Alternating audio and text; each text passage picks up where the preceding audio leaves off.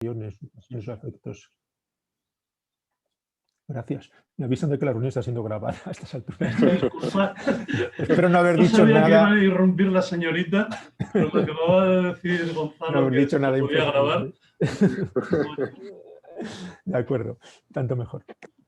Bueno, no me extiendo más en esta presentación, ¿no? La idea es que sea una cosa más encuentro también entre amigos, no necesariamente informal, pero con todo lo que requiere la amistad sobre la discusión, y que vayamos pues con un ritmo, nos gustaría de cada 3 semanas más o menos, ya iremos viendo, ir confrontando pasiones o afectos que van siendo entregadas y que hasta cierto punto son afines. Lo que estamos comprobando en la lectura es un trabajo estupendo, sobre todo por cómo se están solapando, entrecruzando muchas emociones, y creo que cualquier lector de lo que vamos a producir se va a alegrar y va a encontrar muchas vetas inesperadas en esto que estamos hallando nosotros mismos, y todo esto pues tiene que salir aquí a la luz y tenemos también que contrastarlo y discutirlo. Como digo, pues iremos en un ritmo de unas 3 semanas aproximadamente haciendo estos talleres, y en cada ocasión discutiremos 2, 3, lo ideal serían 3 emociones cada vez, ¿no? Ya veremos según la disposición de los autores y las pasiones o afectos que podamos conjuntar. Y para esta primera ocasión teníamos la esperanza que entregó ya hace tiempo con su puntualidad habitual Edgar Straehle desde Barcelona. Tenemos la confianza que también entregó Gonzalo, y tenemos el entusiasmo que corre a cargo de Gonzalo Velasco, el otro coeditor de este atlas. Vamos a hacerlo de manera que se favorezca la discusión. La idea es que cada uno de los autores exponga la emoción que ha trabajado durante 10 minutos, no debería ser más, ¿no? 10 minutos, y luego yo diría que exponen los 3 y después abrimos un debate, una discusión entre ellas. También interesa sobre todo no solo que como quisiéramos avancemos, especulemos, hablemos de la actualidad de cada una de estas emociones, sino también que la discusión vaya con vistas a nuestro propio trabajo en el Atlas, que aportemos ideas que puedan luego contribuir, verse plasmadas en la redacción, en la discusión posterior de unas pasiones con otras. De manera que damos comienzo a nuestra sesión. No sé si por orden de edad o por el contenido debería empezar quizá a Fernando hablando de la confianza. Después le daría paso a Edgar a hablar del entusiasmo y finalmente, perdón, Edgar hablando de la esperanza, el cruce curioso que se produciera con confianza allí, y luego Gonzalo con el entusiasmo. De modo que, Fernando, cuando quieras. Gracias. Bueno, pues muchas gracias por la invitación a hablar hoy y antes por la invitación a participar en la obra colectiva. Voy a ser muy breve porque en realidad es más interesante el debate que podamos tener. El texto lo tenéis para quienes queráis leerlo, me parece, si no se le puede pedir a Gonzalo. La confianza es un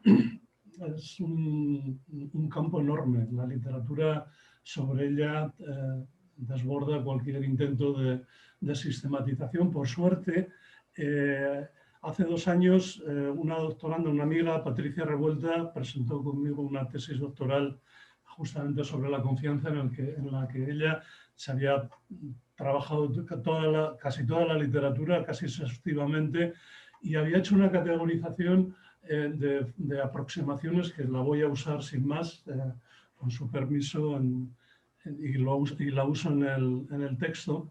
La cuestión de la confianza tiene 2 problemas que dilucidar. Una que es la confianza en general y otra que es lo que hace de la confianza una pasión o una emoción o como diré yo, una metaemoción de orden político que pueda tener impacto político.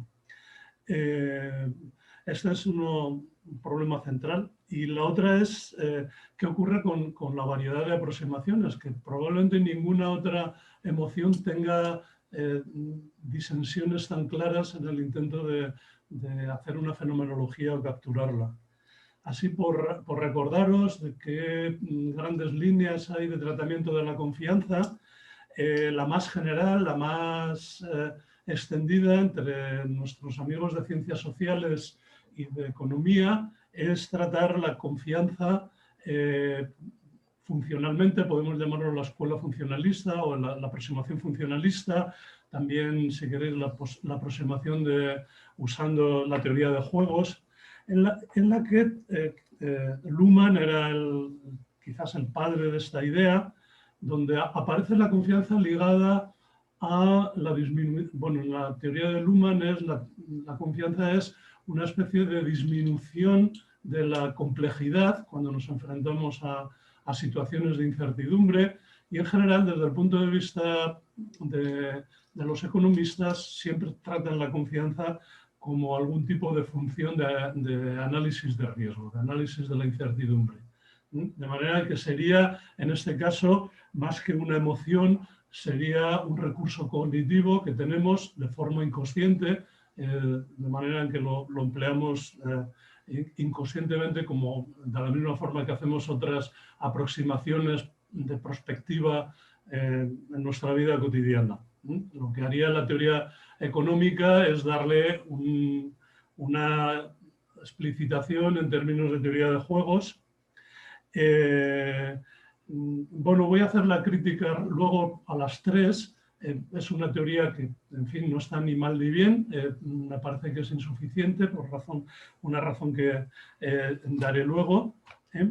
La segunda gran teoría, Harding sobre todo, y bueno, muchas otras también muy amplia, es concebir la confianza como capital social, como una especie de lazo, de cemento que articula las sociedades y de manera que nos puede ayudar a distinguir sociedades en las que rige la confianza y por tanto, digamos, en esas colectividades hay una especie de mayor capital social y en otras pues rige la desconfianza. Entonces son sociedades en las que el capital social ha bajado.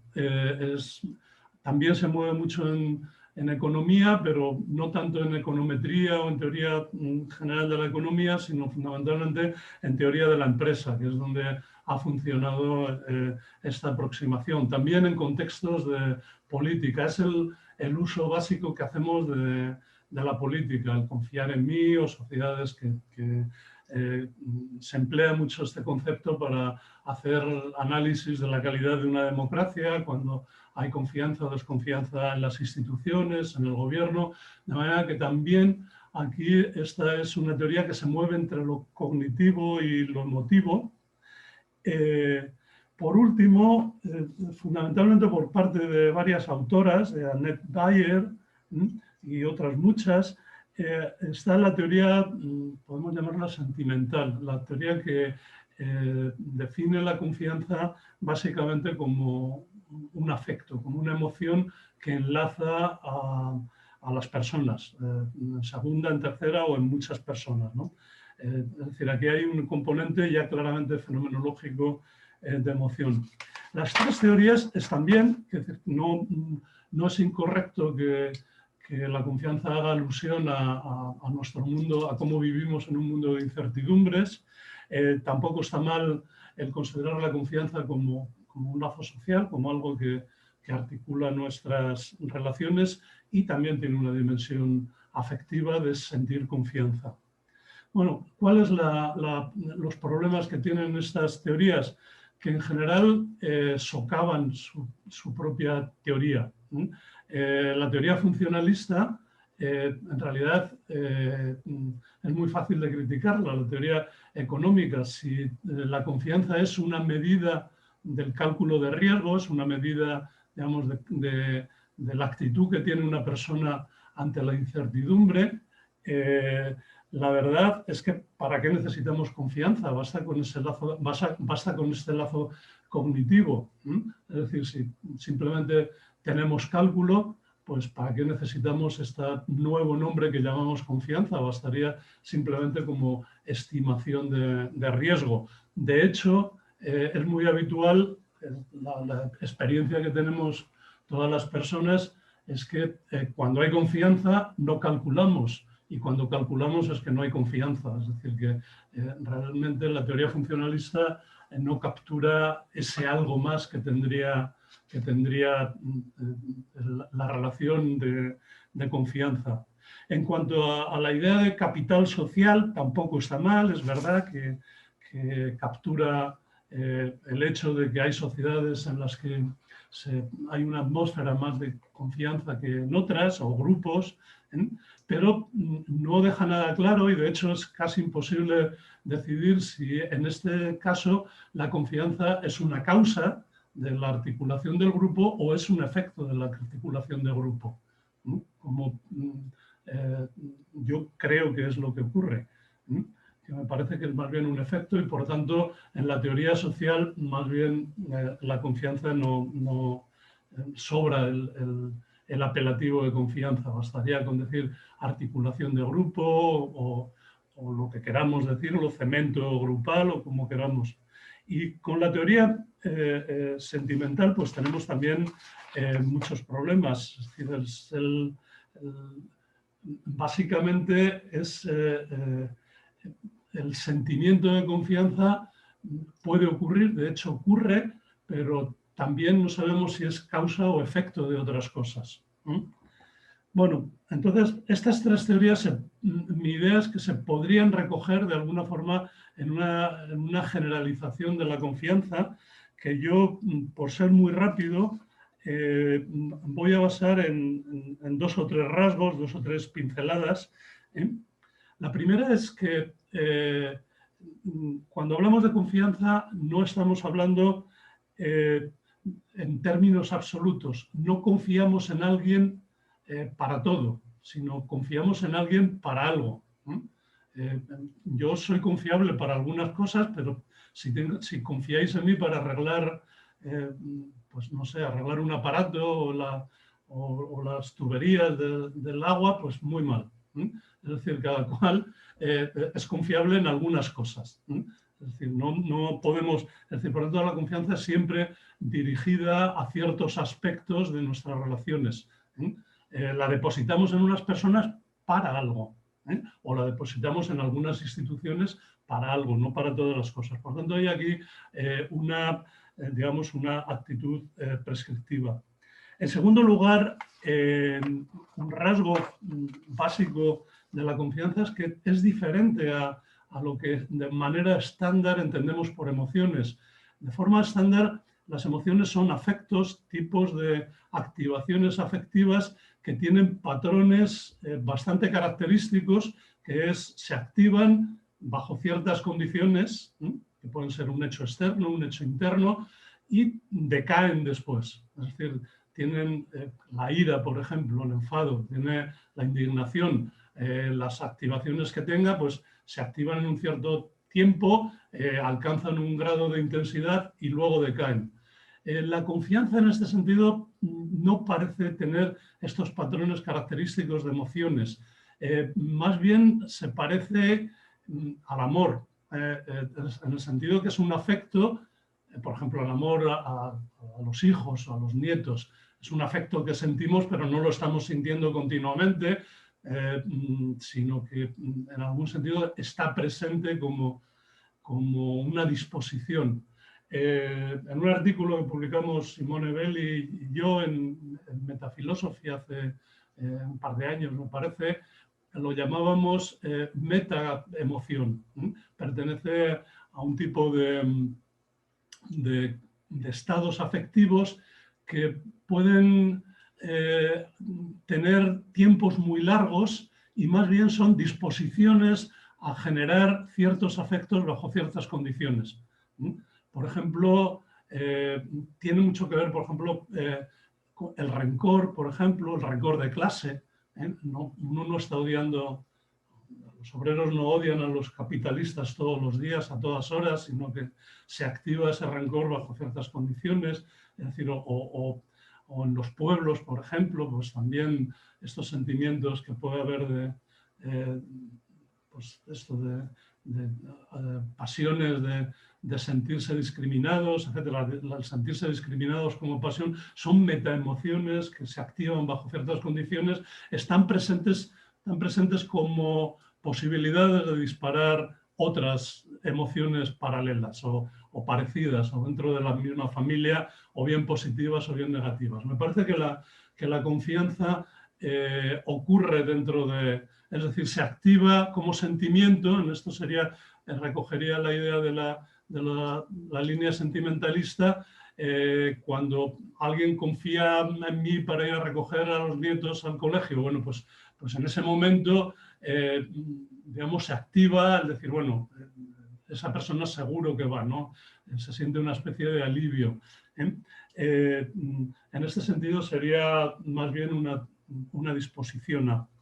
¿Cómo podrían, y ya con esto acabo, cómo podríamos considerarlo, ya qué definición daría yo, qué aproximación, que además nos ayude a considerarla como una emoción política? Bueno, pues mi idea es que la confianza es una disposición que se activa por la percepción del orden del mundo, del orden de las cosas. En algún sentido, todos nuestros troncos emocionales, si no es incorrecta la línea psicoanalítica, es un intento de resolver la ansiedad de vivir, ¿no? La ansiedad, digamos, es un estado afectivo, también una metaemoción básica en el mundo, y casi la mayoría de nuestras emociones son configuraciones para paliar la ansiedad. Pues bien, una de las grandes ansiedades que tenemos es el percibir caos, el percibir que el mundo social no está bien organizado, o el mundo natural. En ese sentido hay, digamos, los americanos o el inglés distinguen entre trust y reliability. El orden del mundo, cuando hay caos, pues falla la confiabilidad en el sentido de reliability, y trust sería un tipo de reacción que tenemos, o de configuración personal como reacción al orden del mundo. En este sentido, tenemos confianza en la medida en que todo va bien, en la medida en que no tenemos una sensación de que está articulado nuestro mundo social muy cercano o muy lejano. Por esto la confianza puede tener dimensiones secundopersonales o terciopersonales, ¿no? Que puede ser respecto a las instituciones. En este sentido, también he escrito por ahí en algún otro texto que sería parte de la fundación de lo político. Un texto en el que hablaba de Hobbes y de Antígona como dos textos fundamentales, de dos libros sapienciales que hablan de los primeros momentos en que los ciudadanos perciben que el poder puede estar mal, y perciben que el poder puede no ordenar el mundo, sino generar caos, entonces se activan otras pasiones negativas. Pues en ese mundo, en ese momento en el que hay una cierta relación con el entorno social según el cual percibimos que hay orden en las cosas, en ese sentido se despierta esta actitud de confiar por defecto. Confiar por defecto en las instituciones, confiar por defecto en las personas, y recogería, por una parte, recogería la idea de Luhmann de disminución de la complejidad y en general en teoría de juegos de una especie de actitud frente a la incertidumbre. Recogería también la idea de capital social en cuanto es una reacción producida, es por tanto un efecto del orden y no una causa del orden. Y en tercer lugar recoge de la teoría sentimental en que es una disposición a formar ciertos afectos cuando el orden está en cuestión, es decir, cuando hay algo que el orden nos concierne porque está en riesgo alguna cuestión propia. Entonces, este sentido de que las cosas están bien organizadas despiertan en ese momento la confianza de tal manera que producen este alivio que podemos decir de confío en ti para tal situación o para tal acción. Y bueno, esto serían básicamente las líneas de mi trabajo y de mi teoría o mi concepción de cómo veo la idea de confianza en tanto que disposición política. Así que bueno, pues gracias de nuevo por la invitación.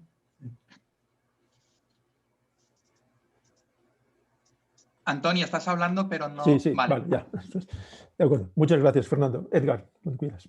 Perfecto. Bueno, para empezar, muchísimas gracias a todo el mundo. Es decir, gracias a los asistentes, gracias a quien pensara en mí para colaborar en este proyecto y, digamos, y gracias por también, seguramente, por todo el feedback que vendrá. Para empezar, me ha parecido muy interesante cuestiones que ha comentado Fernando, no me entretendré, quizá en el debate podemos añadir más, porque obviamente toda esta cuestión en torno a la disposición es proyectable o como mínimo, digamos, dialogable respecto a la cuestión de la esperanza. Una cosa que me interesaba cuando pensé en este diálogo fue buscar las definiciones cruzadas, por ejemplo, de confianza y esperanza. En un diccionario encontré, pues, como definición de esperanza, confianza de lograr una cosa o de que se realice algo que se desea, como definición de confianza en el DRAE, esperanza firme que se tiene de alguien o algo, ¿no? De alguna manera, pues justamente mostrando algunos entrecruzamientos, pero que sin embargo en mi artículo lo que pretendía también era problematizarlo. Bien, antes de comenzar a meterme de lleno a hablar de esta cuestión, seré muy breve y seré sobre todo, digamos, más bien cartográfico, cartografiar una serie de elementos, creo que muchos ya habéis leído el texto y no quiero ser demasiado redundante, más bien lo que quería destacar en esta charla era más bien proponer una lectura, digamos, particular, un enfoque más bien histórico, que es una manera, de alguna manera, de interrogar aquello que he hecho o aquello que he presentado, pero también interrogativo, porque más bien lo que pretendía señalar son más bien variaciones, modulaciones, tensiones, problemas sobre la esperanza y no tanto conclusiones. En buena medida, sobre todo, para disipar algunos clásicos malentendidos y también con la intención, por así decirlo, de pluralizar la esperanza, de intentar mostrar que tiene diversas caras, porque habitualmente hay una serie de prejuicios o de comprensiones previas que la tienden a identificar, digamos, o incluso connotaciones en muchos casos, por las cuales se la entiende desde una cierta perspectiva, y me interesaba más bien problematizar estas perspectivas.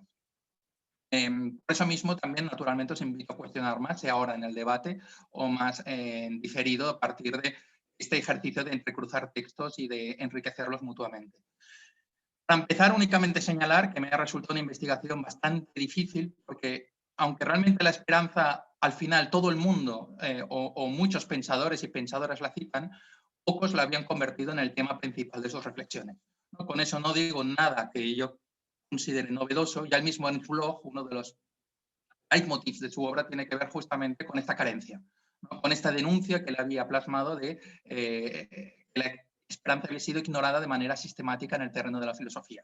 Esto lo podemos también, naturalmente, cuestionar hasta cierto punto, porque como suele suceder, cuando empiezas a escarbar y en toda esta larga y tan nutrida tradición de pensamiento o de tradiciones de pensamiento que tenemos, pues no paran de salir cosas, ¿no? Y a partir de estas cosas, que en algunos casos son más retazos, digamos, o afirmaciones sueltas, pero que en otros casos sí que juegan un rol importante en el cuerpo del pensamiento de cada autor, pues un poco era lo que yo quería rescatar en el texto. Por eso, como decía, quería simplemente hacer aquí un breve planteamiento, quizá por mi formación, más de historiador, aunque he estudiado historia y filosofía, pero el deje histórico siempre se encuentra presente, quería de alguna manera pues enfocar esta cuestión desde diferentes perspectivas vinculadas a la historia, ¿no? Y por así decirlo, pues poner sobre la mesa esta dimensión histórica de la esperanza, pero cómo esta dimensión histórica la podemos entender de diferentes formas. Primero, una obviedad, ¿no? Obviamente, todo pensamiento sobre la esperanza se encuentra situado en un contexto histórico determinado. Y eso ha influido a la hora de cómo entenderla, o también una cuestión que me importa mucho, cómo valorarla, ¿no? Porque como he intentado mostrar en el texto, esta cuestión es muy importante en la de cómo ha sido muy criticada desde diferentes lados, como en otros casos ha sido justamente vista positivamente como un motor de transformación. También por eso, digamos, por esta cuestión histórica, digamos, de cómo ha ido variando según los contextos, aunque fuera brevemente, quería visitar diferentes pensadores de diferentes épocas, desde la filosofía antigua hasta la contemporánea, que es en realidad donde más me he centrado. Pero también una cosa que me interesaba mucho era una cuestión que ya se había comentado, pero que a la hora de plantear la iniciativa, pero que a mí me parecía igualmente central también, que es la de cómo se aparejaba o se relacionaba con otros conceptos. Yo siempre he tenido la convicción de que la dimensión relacional de los conceptos es muy importante, como los conceptos muchas veces no los podemos entender de una manera aislada o desgajada, sino como en cada pensador o pensadora dialogan con otros en muchos casos, cómo a veces redefinirlo de cierta manera provoca otros desplazamientos en otros conceptos, o cómo a partir de todos ellos podemos entender la trama real de lo que está en juego. Y en ese sentido, también naturalmente, cómo esto podía jugar, esto es un texto más orientado hacia la política, pero cómo en el caso de la esperanza, naturalmente, en muchos casos entronca con otros campos, ¿no? Digamos, y sobre todo con el más religioso teológico, ¿no? Entonces, en este sentido, me parecía interesante señalar, que lo comentaba, pero recalcarlo, cómo a veces, justamente, esta cuestión de los campos es interesante, que si uno visita la enciclopedia de d'Alembert y Diderot, se encuentra 3 artículos diferentes sobre la esperanza. Por cierto, espérance, en francés, no espoir, ¿no? Y que son colocados respectivamente en las categorías de la moral, la teología y la mitología, siendo conscientes de alguna manera de esta pluralidad, en este caso, distribuida en diferentes campos. Por eso mismo, entonces, no solo me interesaba abordar la clásica cuestión etimológica, sino también la trama de palabras con la que en diversos autores o lenguas se la puede relacionar, ¿no? Hay varios pasajes que van en esa línea, ¿no? Y también, precisamente, en ese sentido, tener en cuenta cómo se relaciona, pues, muchas veces, pues, con el futuro, con la utopía, con el progreso, con la expectativa, con el optimismo, con la confianza, con la creencia, con el deseo, la promesa, la ilusión, el voluntarismo, la fe, que son diferentes conceptos que he extraído a partir de toda la labor que hice de investigación. También, como muchas veces se contrapone, pues, a la desesperanza, a la desesperación, la desilusión, el miedo. Por ejemplo, Zambrano se refirió al temor o el miedo como una esperanza negativa, la presunción, el pesimismo, la resignación, el fatalismo o el pasado, ¿no? Y como a partir de estas oposiciones, pues, salían a relucir distintos ángulos, lecturas o valoraciones de la esperanza. Sin embargo, esta misma clasificación también quería problematizarla, porque obviamente, según autores o épocas, pues los juegos eran distintos, ¿no? Y precisamente con la confianza se podrían decir varias cosas. Simplemente como un ejemplo clásico de esta dimensión relacional, por supuesto, como la esperanza, como una de las 3 virtudes teologales, ha sido clásicamente relacionada, pues, con la fe y con la caridad, ¿no? Pero otra cosa que aquí sí que me parece muy interesante, obviamente el texto, el espacio es el que tengo, no más, es a cuál se le concede una prioridad, ¿no? Cuando se plantea una relación tan clara. Y aquí, por ejemplo, una figura que me hubiera parecido muy interesante, en la que adentrarme más, es la de Jürgen Mollmann, ¿no? Por cierto, un seguidor o gran lector de blog, pero en quien precisamente a la hora de repensar las virtudes teologales pone la esperanza en primer lugar, porque para él la escatología es la que tiene que ocupar un lugar hasta ahora no suficientemente reconocido. Y aquí, obviamente, a partir de este planteamiento, por ejemplo, desde la teología, se deriva una cuestión importante, no sé si más propia del mundo hispanoparlante o no, decidme lo que pensáis si queréis, pues que en muchos momentos asocia la esperanza a una espera, ¿no? Y que es una conexión lingüística que en muchos otros idiomas no se puede hacer, ¿no? Por eso, y frente a numerosos malentendidos que me he ido encontrando, en ese sentido a mí Facebook me resulta muy útil, por ejemplo, para plantear estos debates y desde dónde cada uno piensa las cosas, tengo que apuntar que muchas, y tengo que destacar que muchas de las apuestas o posiciones a favor de la esperanza que se han querido manifestar en el texto no lo son desde una esperanza pasiva e inactiva, sino justamente lo contrario, ¿no? Y que muchas veces había constatado precisamente esta identificación de la esperanza con un componente más pasivo, más inactivo, y creo que justamente es en este componente más activo donde más podemos encontrar con mayor fuerza, mayor facilidad, la esperanza como una pasión política, ¿no? Desde una acción, una de cuyas funciones sería, por ejemplo, desde la perspectiva de Ernst Bloch, la de fabricar una esperanza que él entiende explícitamente como un afecto militante. Por eso en mi texto quería poner ejemplos de lo primero, en un principio, pero como efecto de contraste, digamos, también para plantear esos diálogos o para no cerrar una definición concreta, también de lo segundo, con el fin de problematizar e intentar mostrar, digamos, los diferentes sentidos posibles que se le ha dado a esta esperanza, ¿no? Y simplemente pensemos en Erich Fromm, por ejemplo, para quien esa esperanza pasiva era más bien una enajenación de la esperanza que se vincularía más bien a la impotencia, y cómo él lo intenta justamente reivindicar desde otro lado. Un caso famoso es el de Eagleton, a partir de este famoso libro que escribió hace unos años y donde quiere distinguir la esperanza del optimismo, y un optimismo que asocia la banalidad y, por cierto, la confianza, o también a Benjamin y muchos otros.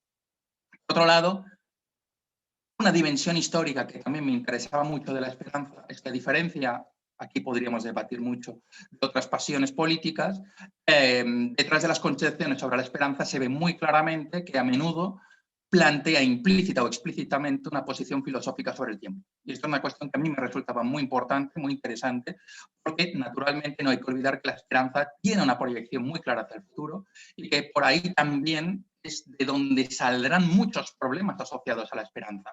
En la medida en que ese futuro pueda ser entendido como más abierto o más cerrado, más ilusorio, más real, más previsible o menos, etc.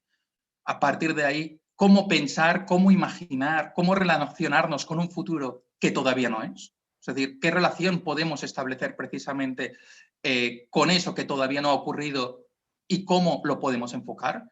A partir de ahí, naturalmente, uno de los problemas de la esperanza es hasta qué punto puede conectar con lo previsible, con lo imaginable, con una expectativa o no. Es decir, que en muchos casos, justamente, en varios de los autores que mencionaba, todo eso sería precisamente una imagen de lo que no sería una verdadera esperanza, ¿no? Puesto que, si se la entiende de ese modo, en realidad seríamos todavía incapaces de plantear un futuro que no continuase, digamos, de alguna manera con lo todavía existente. Mientras que la esperanza precisamente tendría su sentido en la medida en que podría proporcionar una alteridad radical que precisamente por eso sería imposible de anticipar. Grosso modo, es decir, a brochazo limpio, pensaría, por ejemplo, en el Derrida de espectros de Marx. Sin embargo, por eso mismo, también querría puntualizar que a la hora de enfocar el futuro, esto es un tema que también a mí me interesa por mis investigaciones personales, a la hora de enfocar ese futuro, no solamente es como mero futuro o únicamente en conexión con el presente, sino que el mismo pasado no está ausente, dado que ese pasado no deja de ser un espacio desde donde a menudo se reflexiona para pensar si la historia puede realmente ser un terreno para la esperanza o para la desesperanza, o para extraer también enseñanzas o inspiraciones para el futuro. Aquí me gusta recordar una frase de un autor que me encanta a nivel literario, que es Balzac, cuando él destaca en Un príncipe de la Bohemia, la esperanza es una memoria que desea. Y aquí lo que me interesa de alguna manera es cómo plantear desde la esperanza que esta es una forma de hacer de alguna manera que nuestro tiempo se abra más allá del presente y conecte con otros tiempos, ¿no? Entonces, no solo, digamos, el presente con el futuro, sino también, de alguna manera, no siempre, con el pasado. Y como se sabe, naturalmente, el mayor ejemplo de todo eso sería el mismo Ernst Bloch. Además, esta cuestión del tiempo también, y con esto acabaré, muestra un rostro adicional que me interesa, que para simplificar sería la relación que se puede establecer en cada época a partir de sus diferentes tiempos, ¿no? Y cuál sería la más hegemónica. Si alguien ha leído a Juan Tauch, estoy pensando en los regímenes de historicidad, ¿no? Proponer, por decirlo más claramente, en esa relación entre el presente, el futuro y el pasado, cuál de estos tres tiempos sería de alguna manera el más presente, el más tenido en cuenta. Y aquí, naturalmente, me interesaría poner dos ejemplos contrapuestos. Mientras que muchas veces hoy en día hay un gran listado de autores y pensadoras que han pensado en eso, se tiende a ver el presente como una especie de etapa privada o huérfana del futuro. Pensemos en el síndrome TINA, There is no alternative, y en la cancelación del futuro, etc. En cambio, en otra etapa histórica, pensemos en la Ilustración o la Revolución Francesa, que es un tema al que ahora le estoy dedicando muchísimo tiempo, nos encontraríamos de alguna manera con una situación antagónica. Por eso no debe extrañar que en realidad la misma relación con la esperanza también se ha podido ir modificando a partir de las diferentes épocas, obviamente con todos sus contraejemplos, excepciones, etc. Pero me interesaba de alguna manera pues, poner ejemplos, de hecho, a partir de un ilustrado como Condorcet, una ilustración habitualmente retratada como movimiento de grandes esperanzas y volcado hacia el futuro, lo cual no quiere decir que no se pensara también en el pasado. Y de hecho el mismo Condorcet, cuando realiza su esbozo, digamos, de una filosofía de la historia desde la perspectiva del progreso, justamente intenta hacer eso, ¿no? Es decir, él augura ese perfeccionamiento real del hombre, pero a partir de esa lectura de todo el pasado que se le aparece como una especie de muestra de la cual puede inferir esas conclusiones dirigidas hacia el futuro.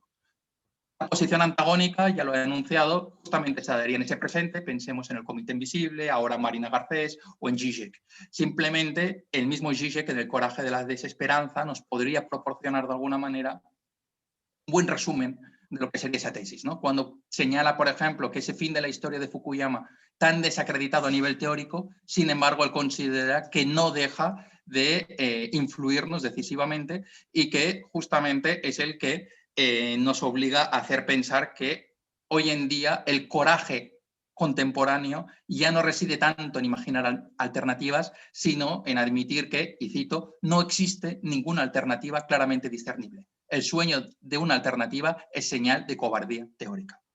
Simplemente lo dejo aquí si queréis, a partir de estos diferentes focos que son los que me interesaban plantearlo, aunque obviamente lo podemos interrogar todo desde otros. Y paso la palabra. Muchas gracias, Edgar. Pues Gonzalo, cuando quieras. Vale, bueno, pues muchas gracias, Antonio, a todas y todas por estar, y a Edgar y Fernando por sus intervenciones y por su contribución al Atlas que estamos coordinando, ¿no? Además, solamente me paro a celebrar que una vez más pues estemos presentes, ausentes, pero presentes ante la pantalla, pues profesores, investigadores de sitios distintos, pero también alumnas y alumnos de grado y de máster que se suman a nuestro debate y que, bueno, pues así formamos un poco la comunidad filosófica y de pensamiento alrededor de nuestra área en la Carlos III. Bueno, uno de los motivos por los que elegimos estas nociones para inaugurar de algún modo el ciclo es porque, bueno, son de las pocas pasiones, digamos, positivas, que implican un grado de optimismo, ¿no? Normalmente cuando pensamos en pasiones políticas es mucho más fácil hacerlo de las pasiones, digamos, negativas, ¿no? A su vez, las tres tienen una imbricación importante con la reflexión sobre la experiencia subjetiva de la temporalidad histórica, ¿no? Es algo que ya está trasluciendo en las intervenciones de Fernando y de Edgar, y creo que también en el entusiasmo esto está muy presente. El entusiasmo es una pasión especialmente filosófica, por un lado, muy vinculada, como sabemos, a la creatividad, ahora entraré en ello brevemente, y que sirve también para pensar muy bien la historia, porque el entusiasmo, como ahora expondré, se suele relacionar primero con una posesión subjetiva por parte de lo trascendente, de la divinidad, de la abstracción, pero por otro lado tiene un vínculo importante con la historia, con la vivencia de la transformación histórica, del cambio histórico, de la revolución, entre otras cosas. De tal manera que esta especie de triangulación difícil, que es la que articula en sí misma la filosofía de la historia, entre lo eterno o lo no sujeto al cambio, el cambio propiamente histórico y la subjetividad, es algo que hace el entusiasmo, bueno, especialmente interesante de analizar desde el punto de vista filosófico o de la filosofía de la historia. Bueno, partiendo, digamos, de una autorreflexión del significado y el uso que tiene en el sentido común contemporáneo, el entusiasmo es algo que percibimos como positivo si es individual, si es, por decir así, pequeño burgués, ¿no? Este entusiasmo que tenemos por algo, por nuestras aficiones, por un libro, por una música. Y en cambio, es algo tendente a ser considerado negativo si pasa al plano colectivo. Porque el entusiasmo implica exceso, implica inmediatez, implica aceleración, ¿no? Y precipitación en buena medida, ¿no? Y este contraste entre por qué lo individual nos resulta positivo, el que está entusiasmado, el que muestra entusiasmo por algo, se le considera alguien virtuoso, alguien elogioso, por decir así, y la característica o la valencia negativa que tiene cuando lo trasladamos al ámbito colectivo es algo que creo que requiere un cierto análisis genealógico, ¿no? Que de una manera muy breve, muy escueta, es lo que pretendo hacer ahora, fijándome sobre todo en la transformación del significado que adquirió en la modernidad. En la primera modernidad y ya en la Ilustración, en relación a la función política que tuvo el entusiasmo religioso. Es en lo que voy a centrar en mi ponencia, aunque luego lanzaré en mi ponencia, en mi presentación, lanzaré algunos hilos de reflexión contemporáneos, ¿no? Bueno, antes de eso, también para reparar en la importancia que tiene, ¿no? El entusiasmo hoy en día. Es verdad que a nivel colectivo está denostada, pero pensemos que yo, si tuviese que decir cuál es el tono afectivo de nuestro presente, no diría que es la apatía como podía haber sido hace una década o más, sino es la desilusión, ¿no? Y el contraste de la desilusión, en cierto modo, es el entusiasmo político. Es decir, aunque sea por negativo, la necesidad de estar entusiasmados a nivel colectivo políticamente es relevante, ¿no? Entonces, bueno, como decía, como adelantaba, más que hacer una fenomenología del entusiasmo, que también apuntaré a algunas ideas y que tiene mucho interés, como digo, por la articulación de los hitos temporales, de lo que han tratado también a través de la esperanza Edgar y a través de la confianza Fernando, haré una breve historia conceptual para entender por qué adquirió ese sentido negativo y qué es lo que se trató de algún modo de conjurar, de evitar o de reprimir en el corazón mismo de la modernidad, ¿no? Bueno, brevemente, ¿no? Porque no voy a hacer una genealogía de todas sus ocurrencias históricas, sería demasiado largo, pero digamos, partiendo de una perspectiva filosófica, es obligado decir que el entusiasmo desde Grecia, ¿no? Alude, como decía, a la posesión del Dios dentro de uno mismo, a esa unión con la trascendencia, y es de referencia obligada pues, el Fedro, o el Ión de Platón, ¿no? Un platonismo que después es recuperado y revivido en la primera modernidad, en el Renacimiento, y pensemos en Marsilio Ficino, y en la idea de que, bueno, como desde lo sensible podemos ascender a la idea de la belleza, o al contrario, desde un enfoque neoplatónico, como la luz de la trascendencia desciende, ¿no? E irradia a lo sensible, ¿no? El entusiasmo tendría que ver, por tanto, con esta conexión de lo concreto, de lo temporal, de lo contingente y de lo trascendente. Decía Hume, con ironía y con crítica, con ese punto de malévolo, ¿no? Que el entusiasmo era la identificación de la mente autointoxicada con las ideas que contiene, ¿no? Para de algún modo así expresar la idea de que, bueno, es el autoengaño del que cree que sus ideas corresponden a la totalidad de lo que hay o a la verdad trascendente, ¿no? Bueno, nos tendríamos que preguntar, claro, el entusiasmo tan vinculado a la creatividad, tan vinculado a la estética. Creatividad es un concepto contemporáneo, pero nos entendemos, ¿no? Al arte, a la creación, obviamente después en el romanticismo la idea de genio, pero antes, ¿cómo y por qué pasa a ser político el entusiasmo? Y el entusiasmo, como antes adelantaba, se hace político en ese lugar ambiguo de la disidencia religiosa que se da en el contexto de la ilustración o de la larga ilustración, vamos a decirlo así, no solamente de la ilustración que tiene su foco en la Revolución Francesa, sino entendiendo la ilustración como aquello que comienza ya en el siglo XVII con el racionalismo, ¿no?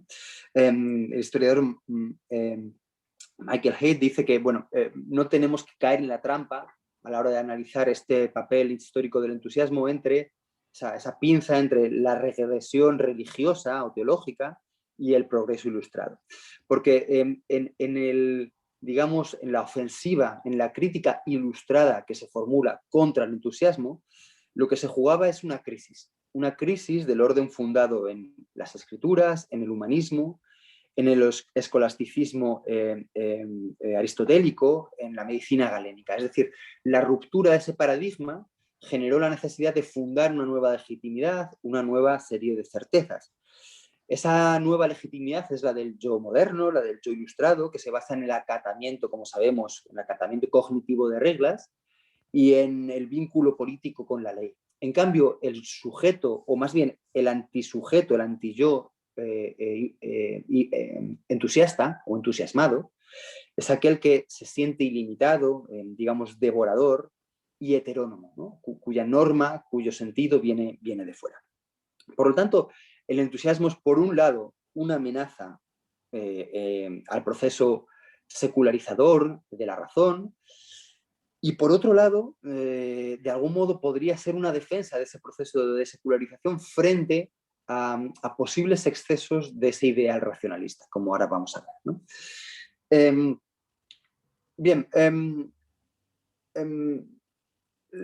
la modernidad, de algún modo, el entusiasta, el entusiasmado, era un vocablo de alcance bastante generalizado y que tenía como significado, pues tenía como referente aquel que evidenciaba una inspiración de origen exclusivamente personal, ¿no? Por eso está vinculada a la idea de la inspiración, ¿no? Una presencia inmediata del espíritu en el cuerpo o en la mente del creyente, y por eso está vinculado a los excesos de las disidencias religiosas, a los pietistas en el contexto alemán, a los hugonotes en Francia, a los cuáqueros en el ámbito anglosajón. que son subjetividades amenazantes al nuevo orden estatal, al nuevo orden normativo que se estaba intentando fundar, entre otras cosas porque esta subjetividad se vinculaba normalmente a un caudillo visionario, aquel que había sido invadido, penetrado por la verdad, por el futuro, ¿no? Y la figura paradigmática de esto es Thomas Müntzer, el protagonista de las revoluciones campesinas en Alemania, al que Engels dedicó un ensayo, ¿no? Esta subjetividad estaba a su vez vinculada pues, con otros afectos, como la melancolía, los desvíos de la imaginación o el intelectualismo.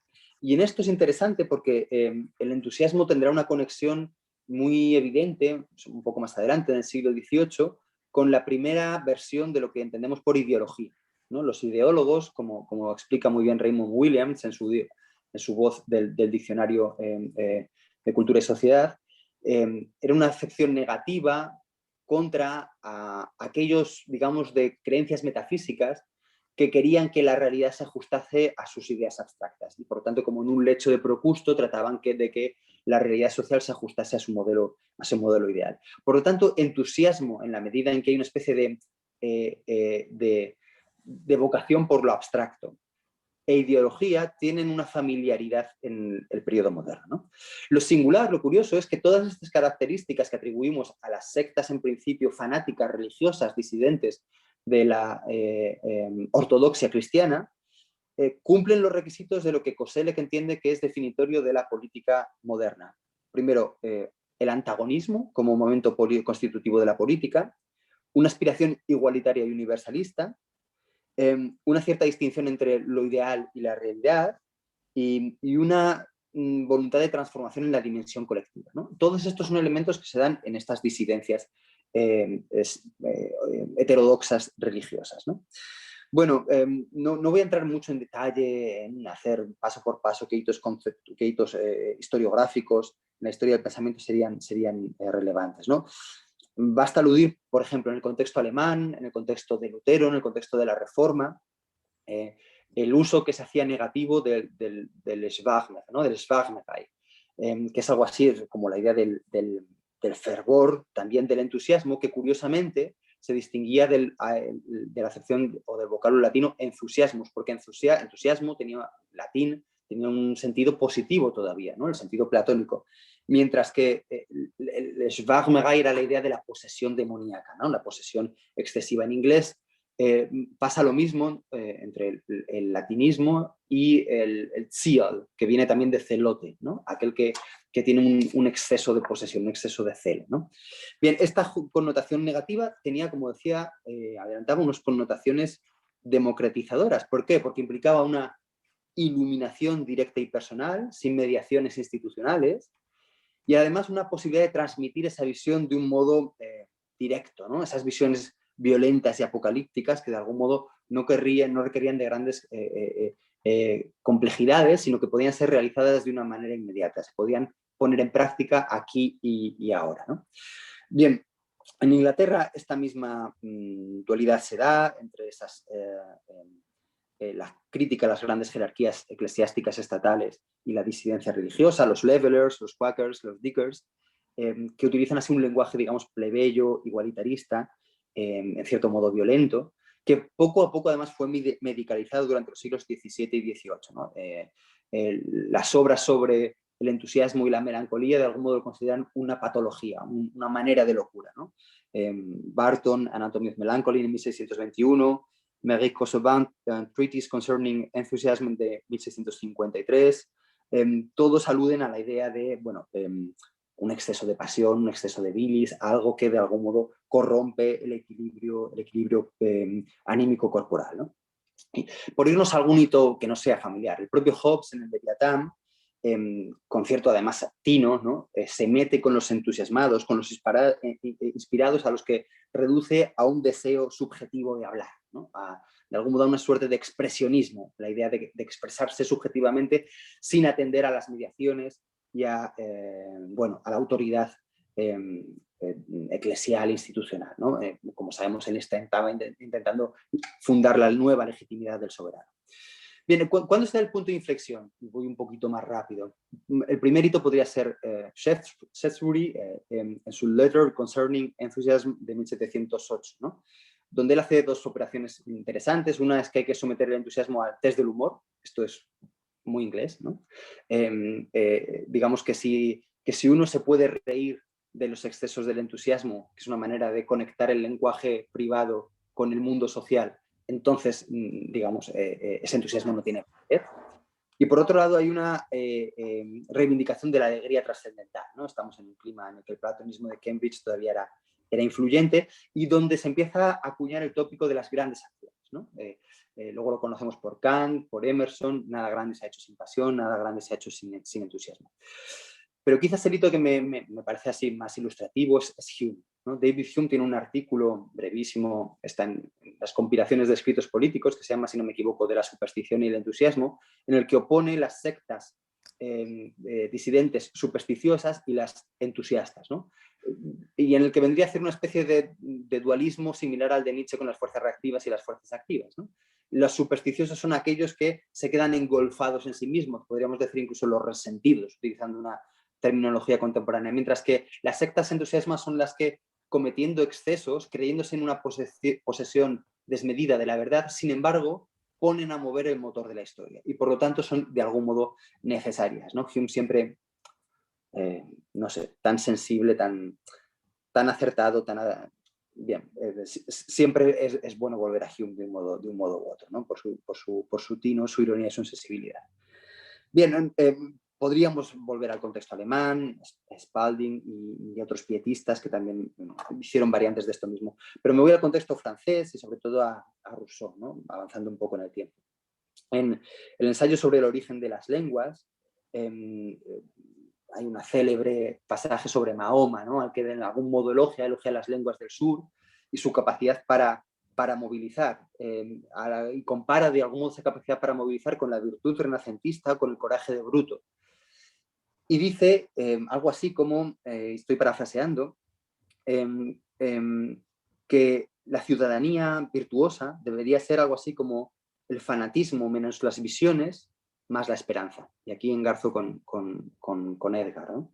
Es decir, lo que está haciendo Rousseau, su operación, es intentar apropiarse de la expectativa del futuro que está asociada al entusiasmo religioso, de esa especie de energía psíquica para ponerla a disposición del Estado, ¿no? Algo que vuelve en la Nouvelle Héloïse con el lenguaje de la devoción y el lenguaje del amor, ¿no? Bueno, ya voy cerrando un poco este recorrido por la modernidad. Es interesante o casi obligado volver a ir a Lessing, que en su Educación del género humano habla del entusiasmo, el ilustrado entusiasta, ¿no? El Aufklärte Schwärmer, ¿no? Y perdonad por la pronunciación del alemán. Cito a Lessing. El fanático ilustrado tiene a menudo una visión acertada del futuro, pero él no puede esperar a ese futuro. Desea acelerarlo y que sea acelerado por medio de él mismo. Aquello que toma siglos para la naturaleza debe en cambio madurar dentro del tiempo de su existencia. Tenemos aquí el tópico de la aceleración, vinculado también a la revolución. Aquí podríamos hablar de Koselleck, ¿no? Bien, esta especie de dualismo, entonces, vemos que hay valencias positivas y declinaciones negativas del entusiasmo. En realidad es lo que conocemos bien por Kant, ¿no? Sabemos, es célebre, Kant, el entusiasmo era la cifra del progreso del género humano hacia lo mejor, en idea de historia en sentido universal, en sentido cosmopolita, pero al mismo tiempo tenemos al Kant, que es la Ilustración, que dice, bueno, la distinción entre espacio público y privado, por decir así, ¿no? Y cómo por un lado uno debe ser libre a nivel de la conciencia, pero obedecer a las leyes en el espacio público. Es decir, Kant se alegra de que haya entusiastas en otro país, pero nunca prescribiría el entusiasmo como pauta de acción. Bien, en este contexto la vinculación con la revolución es clara, ¿no? Robespierre es esencial exaltar el entusiasmo republicano por todos los medios posibles. ¿Por qué? Porque el entusiasmo es una comunicación inmediata entre los ciudadanos que rompe las distinciones sociales. Y todo este lenguaje utópico, ecuménico, de la aceleración de las expectativas de revolución está presente en todo este periodo, cumpliendo así de algún modo esta especie, digamos, o realizando por una vía inesperada, que es la del entusiasmo religioso heterodoxo, la subjetividad política propiamente moderna, caracterizada, repito, por el antagonismo, la democratización o el ideal igualitario, la temporalización de la experiencia social y la ideologización. Bien, no voy a seguir el recorrido, me quedo aquí, pero sabemos, ¿no? La ventaja de hacer análisis genealógicos es que podemos echar la mirada atrás, y la ventaja de la retrospectiva, sabemos por qué el entusiasmo es visto desde un punto de vista negativo, porque claro, no solamente por esa pugna conceptual y semántica de la modernidad, sino porque tras el romanticismo, donde volvió a estar vinculado a la creación estética, el principio del siglo XX lo vinculó a la idea de la masa, ¿no? Aunque creo que aquí el entusiasmo es modificado, ¿no? ¿Por qué? Porque, primero, hay una especie de profesionalización del liderazgo, ¿no? Ya estamos en la modernidad, donde las esferas y la esfera de la política se autonomiza, y de algún modo el caudillo, el visionario, el que adelanta el futuro, no es uno de tantos, no es un cualquiera, sino que es el político, es la élite, ¿no? Además, es un entusiasmo inducido. Es verdad que parte de los movimientos de masas, parte del análisis del fascismo, siempre alude a la conexión del líder y del pueblo. Pero de algún modo ese entusiasmo es inducido. No hay un protagonismo directo, sino más bien virtual. Y sobre todo, el entusiasmo tiene una mediación. Frente a ese carácter inmediato, impaciente del entusiasmo religioso moderno, el entusiasmo de la sociedad de masas tiene una mediación, sea el partido, sea el líder, suele tener un objeto, ¿no? Bueno, por eso de algún modo el entusiasmo colectivo es hoy negativo, y sin embargo es algo que creo que hay que pensar, ¿no? Hay que pensar primero cómo debemos distinguir esta posibilidad y estas posibilidades políticas emancipatorias del entusiasmo de ese entusiasmo individual e individualizante que tiene un vínculo con la idea del gusto, con la idea de la distinción, ¿no? Estoy entusiasmado por esto, me encanta esto, solo yo, es algo que me caracteriza, me define y me distingue, y que además es un entusiasmo que se puede expropiar, como sabemos por Remedios Zafra, sabemos por Javi López Alós, que está aquí además. Ese exceso de pasión de algún modo es una gasolina de la explotación contemporánea de la voluntad creativa. Creo que es necesario también pensar que el entusiasmo es una de las pocas pasiones políticas que tiene un vínculo directo con lo corporal colectivo. Es decir, en estos movimientos, estas turbas, inevitablemente implicaban la acción de los cuerpos, ¿no? Y hay una genealogía posible, interesante también, entre incluso subjetividades, y vuelvo a las sectas, a mis sectas, ¿no? E incluso el nacimiento de la cultura popular, de la música popular, ¿no? Hay un libro, ahora se me ha ido el nombre del autor, muy raro, muy benjaminiano, pero muy interesante, hacia un vandalismo ilustrado, en el que se pone en relación, ahora os diré el nombre del autor, que se me acaba de ir, santo al cielo, las sectas de los Shakers, ¿no? Que eran cuáqueros norteamericanos, y sus bailes, con el inicio del gospel, con el inicio del blues, y de ahí con el rock and roll, ¿no? Shake your body, ¿no? Hay que agitarse. Como ese movimiento, los conciertos, la agitación de algún modo sería la secularización actual de las turbas y de los movimientos políticos. El entusiasmo tiene algo de colectivo. Hay que estar con los otros, pero con los otros cuerpos. Y por último, creo que es interesante pensar también en relación al entusiasmo algo que es quizás lo opuesto a lo que Fernando refería a la confianza, que es un afecto, una pasión, una meta emoción de largo alcance. El entusiasmo parece que tiene una corta duración, ¿no? Sirve para comenzar a durar, para comenzar a andar, pero después no puede sostenerse en la duración. Pasa como con el amor, ¿no? Aquí el texto de Badiou, en el que compara el amor y la revolución, es una referencia creo muy bonita y obligada, ¿no? El amor es el momento del fervor revolucionario, pero el fervor revolucionario no puede durar, hay que transformarlo, hay que organizarlo en algo que se pueda mantener. El entusiasmo de esa manera no se puede mantener, no se puede mantener de la misma manera, ¿no?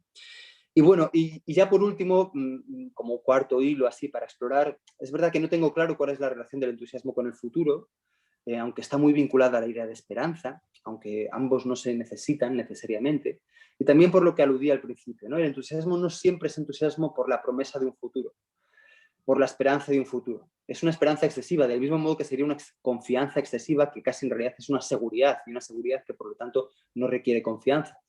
Y en ese sentido el entusiasmo casi se vincula a lo abstracto y por lo tanto a lo que en sí mismo es intemporal, ¿no? De tal manera que es conflictiva también la relación del entusiasmo como articulador de los hitos temporales. Y bueno, lo dejo aquí, habiendo puesto estos materiales sobre la mesa, que algunos tocan con vuestras respectivas intervenciones, Y bueno, Antonio, pues no sé si tú quieres comenzar o damos paso a los participantes.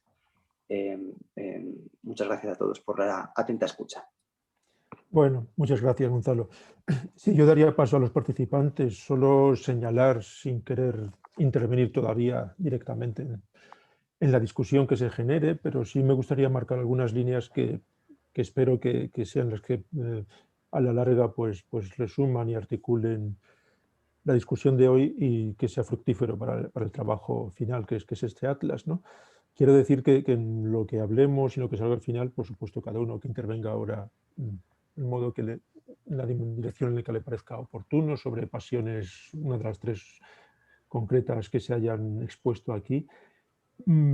Pero pensando que en el atlas y en esta idea que nos vincula de cartografiar las pasiones, las emociones, ponerlas en un mapa, de esto ha dicho algo Gonzalo al final, me gustaría que buscáramos siempre pues eso, la relación entre ellas, hoy tenemos este triángulo de esperanza, confianza, entusiasmo, que es un triángulo menos, bueno, hemos construido aquí, se podrían haber construido otros, ¿no?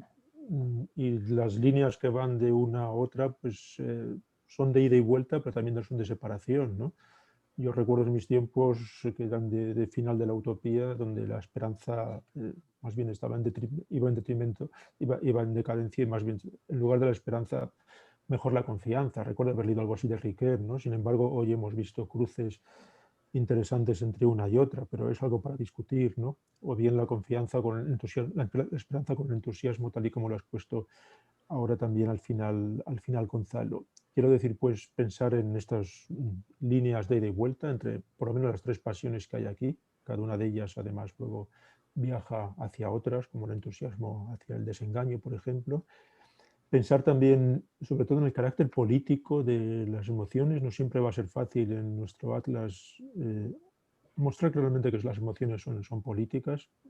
La esperanza parece claro, pero sobre todo es más histórica. El entusiasmo, como bien ha expuesto Gonzalo, adquiere el cartel político, pero a la vez cambiando de significado, incluso de valoración. La confianza, quizá incluso, bueno, ya lo ha dicho Fernando ahora muy bien, ¿no? Hay que explicar por qué sería política. Incluso llegamos a un punto en que cuando realmente hay confianza, la política no hace falta, ¿no?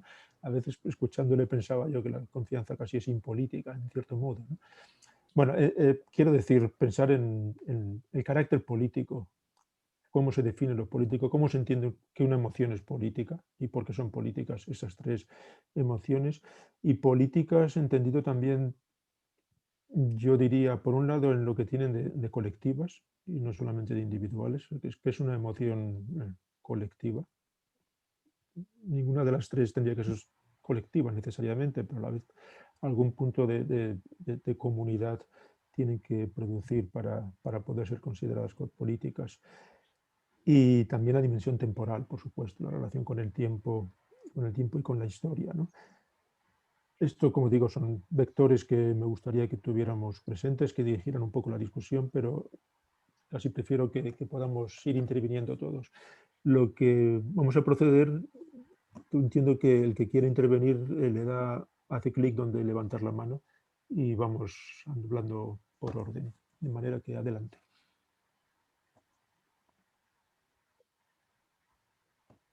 Quizá entre los tres intervinientes también, si tenéis algo que deciros ahora mismo. Mira, Ramón agradece, no sé si quería intervenir. Laura levanta la mano. Sí. A ver, Javier también. Pues la verdad es que no sé qué. A Ramón, que era el que primero había empezado, tiene una pregunta. Espera, no sé si tengo que hacer algo. Quizá Ramón además creo que se tiene que ir antes o algo así. Vale. Carlos, entonces, pues, Ramón, adelante. Creo que puedes tú mismo activar el teléfono, el micrófono o no. Espera, así, ¿no?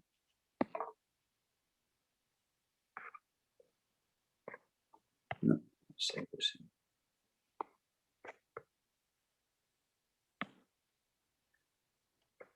Creo que ahora puedes, Ramón, poner el audio y el vídeo. Te acabo de poner como panelista eso. Hola, Ramón. Hola, muy sencilla. Gonzalo, es para ti. Y es que piensas sobre el libro de Lyotard, sobre el entusiasmo. Nada más. Pues es un libro magnífico y creo que la reflexión sobre Kant, claro, requeriría mucha más profundidad, y además es pertinente la alusión por la vinculación entre, digamos, posmodernidad y el corazón mismo de la Ilustración, ¿no? Porque Lyotard en el entusiasmo lo que hace es, digamos, vamos a analizar cómo la visión de la historia y cómo el entusiasmo en Kant sirve para salvar ese archipiélago de facultades, ¿no? La imposibilidad de trasladar el ámbito de la moralidad pura al ámbito de la historia, y cómo de algún modo, haciendo una analogía que en sí mismo es débil desde el punto de vista del criticismo kantiano en rigor, él se permite de algún modo establecer que efectivamente esa pasión, ese afecto subjetivo es el signo del progreso humano hacia lo mejor. Lo que creo que es interesante en ese sentido, ¿cómo decir? Es el lugar del espectador y esa especie de, si querés, de cierto cinismo kantiano, cuando obviamente no puede, desde el punto de vista y desde la deducción de sus propios principios, prescribir la acción revolucionaria, ni puede animarla, pero al mismo tiempo, una vez que acontece y adquiere sentido, genera ese afecto, ¿no? Claro, el lugar al que pone el entusiasmo en el sentido Kant, y que describe bien Lyotard, es el lugar de... es un desplazamiento semántico y un desplazamiento práctico, ¿no? Porque no es el entusiasmo del que se ve movilizado, impelido a la acción inmediata, ¿no? Como podríamos entender que era el entusiasmo de las religiones heterodoxas de las que hemos hablado, sino que es el entusiasmo del notario de la historia, ¿no? Por decir así. Y en ese sentido hay un desplazamiento semántico que, bueno, podríamos discutir, ¿no? Habría que pensarlo, si es despolitizador o politizador. Habría que volver a ese libro, en todo caso, que es complejo y que no se reduce a este análisis más bien ortodoxo que acabo de hacer de Kant. No sé si quieres complementar tú, Ramón, o si te estabas pensando en algo en concreto con tu pregunta.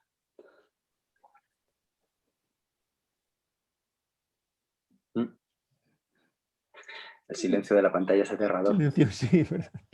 Sí, justo. Bueno, no sé lo que Ramón, pensáis. es que está sin micrófono, en todo caso. No sé si... No, que no tengo, que hay más preguntas. Lo he puesto en el chat, perdonad. Es que tengo la conexión un poco rara. Disculpad, Ya, lo he puesto ahí. Gracias.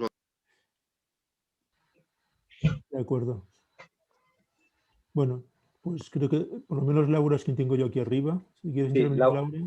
Laura y Javi López Arroz también. Hola, ¿se me escucha?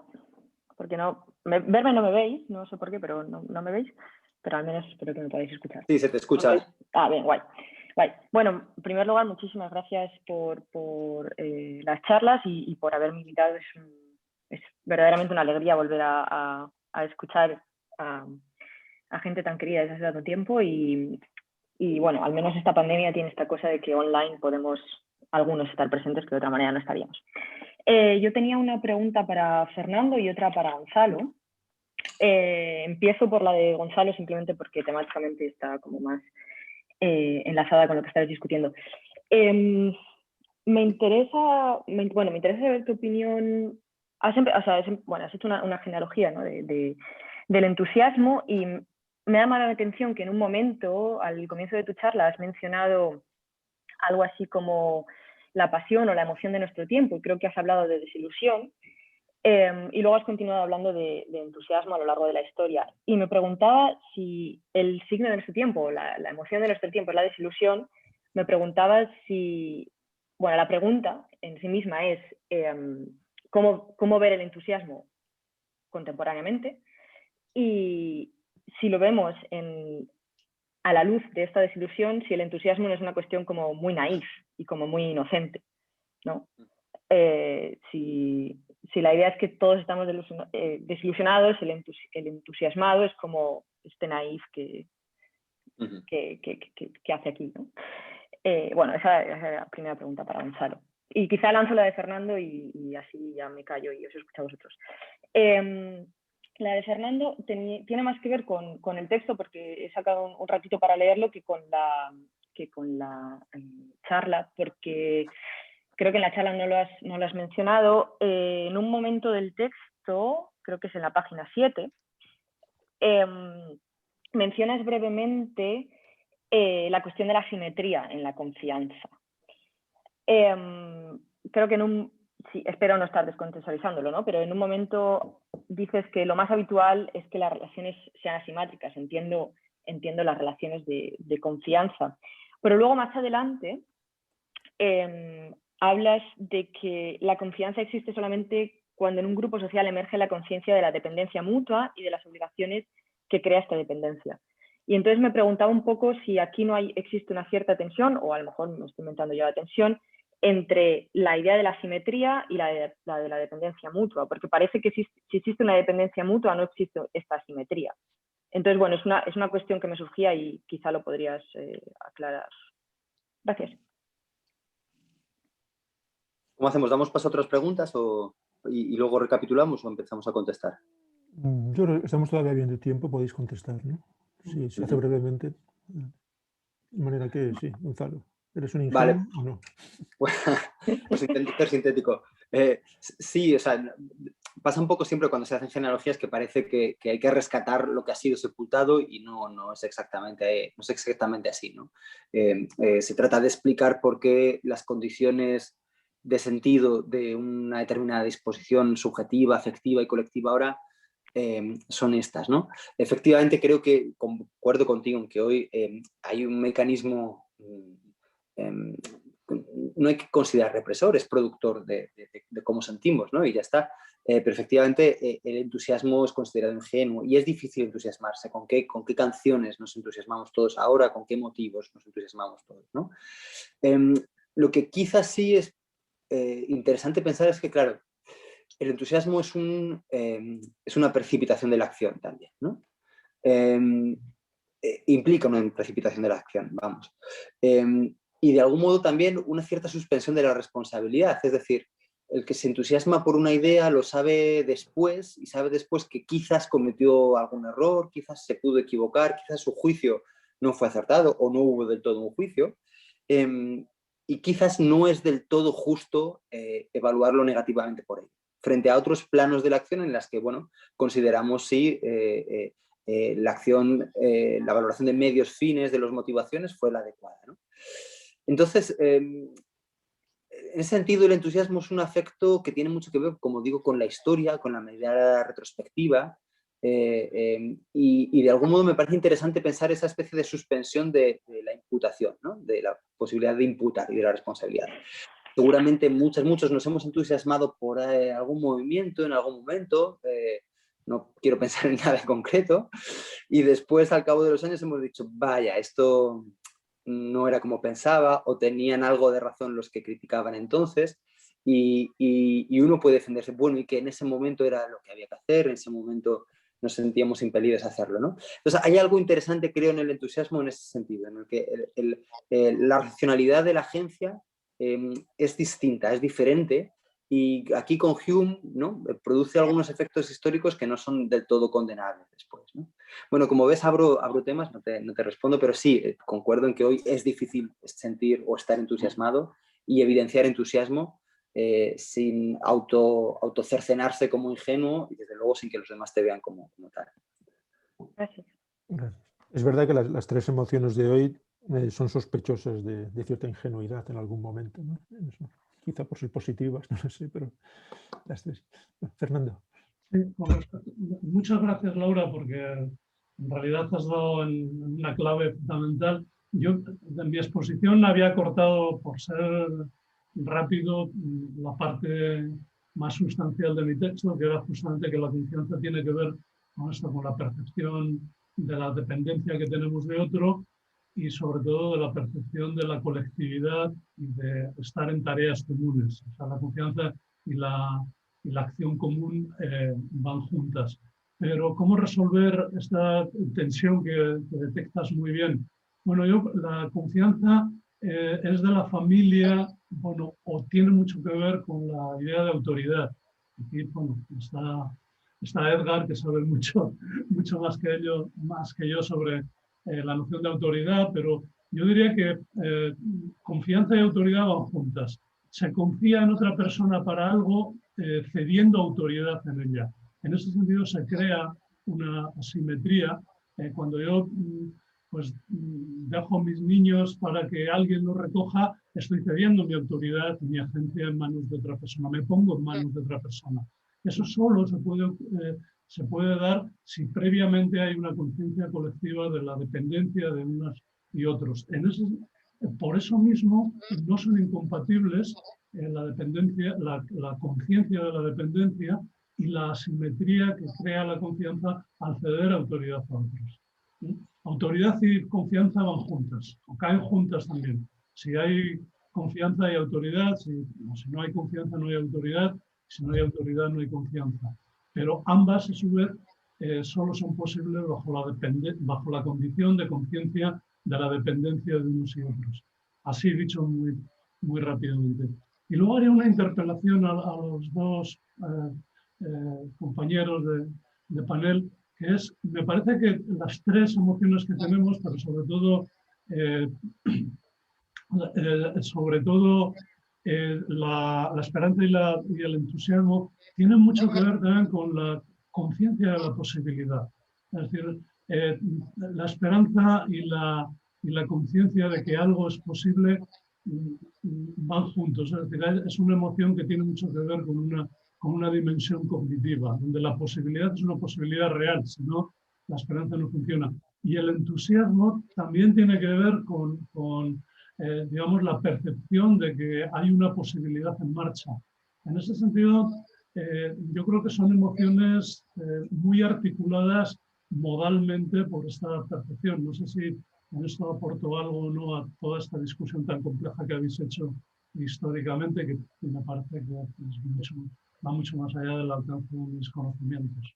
Bueno, gracias, Laura. Gracias. Quizá antes de que respondan los dos a la interpelación de Fernando, damos todavía una palabra que está pendiente de Javier López Alós, que lleva un rato con la mano levantada. Creo que Javier Moscoso también quería hacer un comentario, pero lo ha puesto en el chat. Vale, también. De acuerdo, pues los dos Javieres, en el orden que queráis. Moscoso, si quieres, adelante. Tanto me da, tengo que... Bueno, gracias. Nada, simplemente, bueno, primero, por supuesto, agradeceros la invitación y el placer de estar aquí con todos vosotros y compartir este maravilloso proyecto.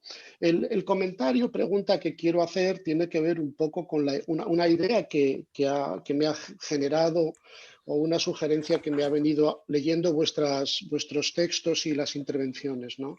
Y es que, al contrario que las ideas, las experiencias emocionales, cualesquiera que sean, tienen una dimensión corporal y son, da igual cómo las definamos, tienen una dimensión corporal o expresiva, incluso en algunas ocasiones ligadas pues, a fenómenos de naturaleza casi químico, como es el caso de la oxitocina, por ejemplo, en relación a la confianza, ¿no? Y he echado en falta esta dimensión. O sea, daría la impresión de que estamos hablando quizá de experiencias sin expresiones. Es verdad que en el caso de la esperanza y de la confianza, el carácter expresivo de estas emociones parece mucho más diluido. La referencia de Gonzalo a los cuáqueros ha sido quizá lo único en donde ha aparecido por ahí un poco el cuerpo, pero sí me gustaría preguntaros, ¿no? Con intención no de buscar las vueltas, pero sí de aportar en la medida de mis posibilidades a este proyecto conjunto. ¿Qué pasa con el cuerpo? Y si el cuerpo va a estar presente en el Atlas, ¿no? Gracias.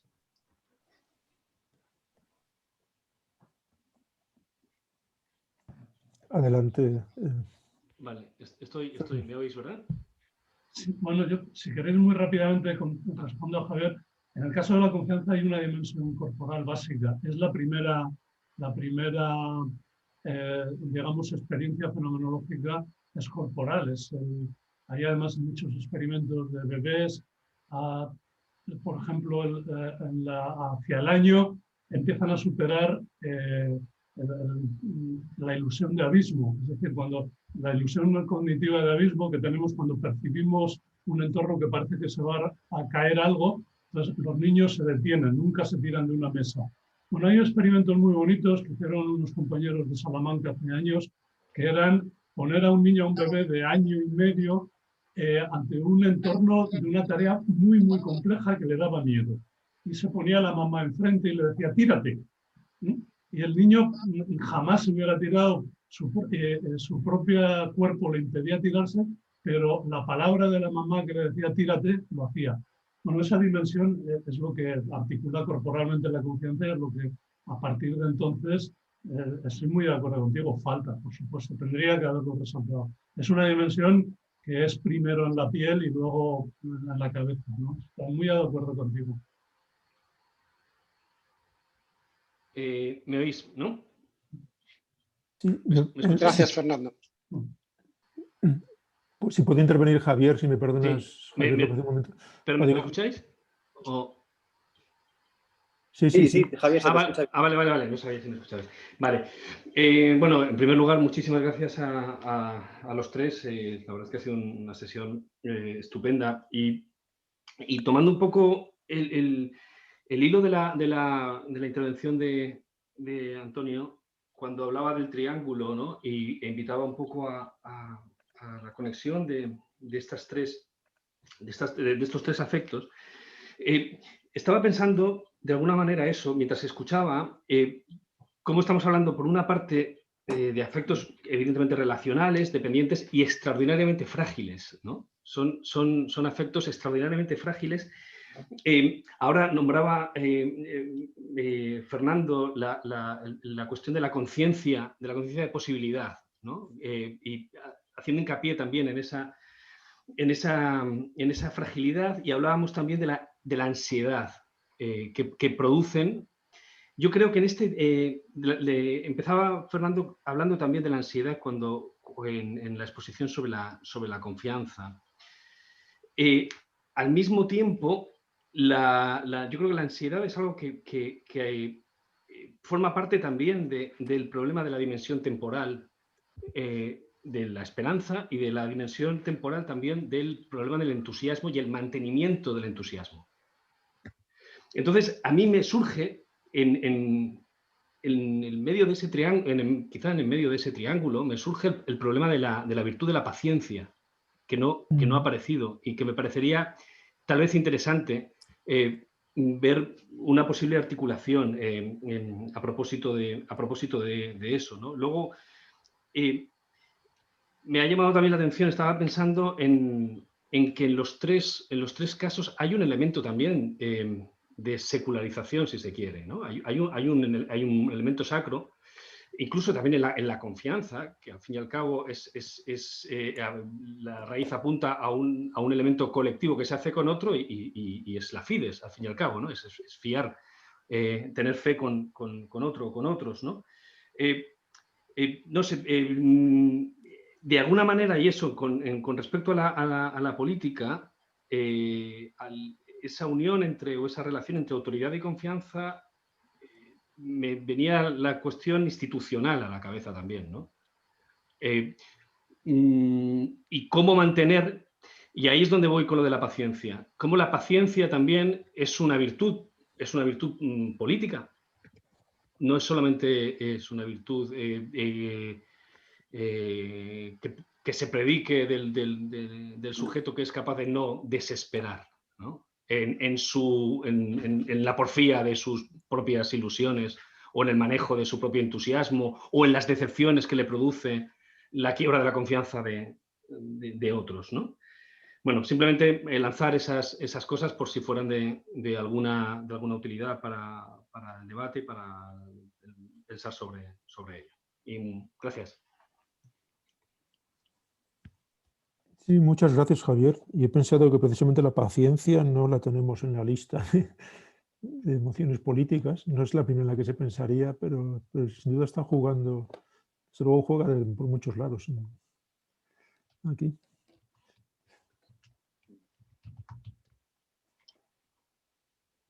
Pues, no sé, Edgar, quizás te dejo a ti la iniciativa. A ver, se han dicho un montón de cosas, entonces yo es que me encantaría hablar largo y tendido, pero seré muy breve. No sé si luego puedo hacer yo mismo alguna pregunta o no, porque Sí, quería también. hacer...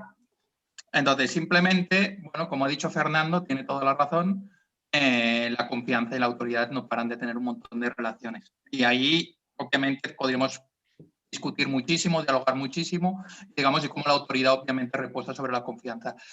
Ahora no me puedo detener en esto, entonces lo que comentabas, la cuestión de la posibilidad, es muy importante en unas de las perspectivas sobre la esperanza. Lo encontramos, por ejemplo, en Hume, lo encontramos en diferentes pensadores cuando están pensando esta cuestión. Sin embargo, y esto también tiene que ver con esa cuestión de la secularización de la que se estaba hablando, sin embargo, de alguna manera lo que vemos en la esperanza también es cómo en muchos momentos se imbrica con la fe.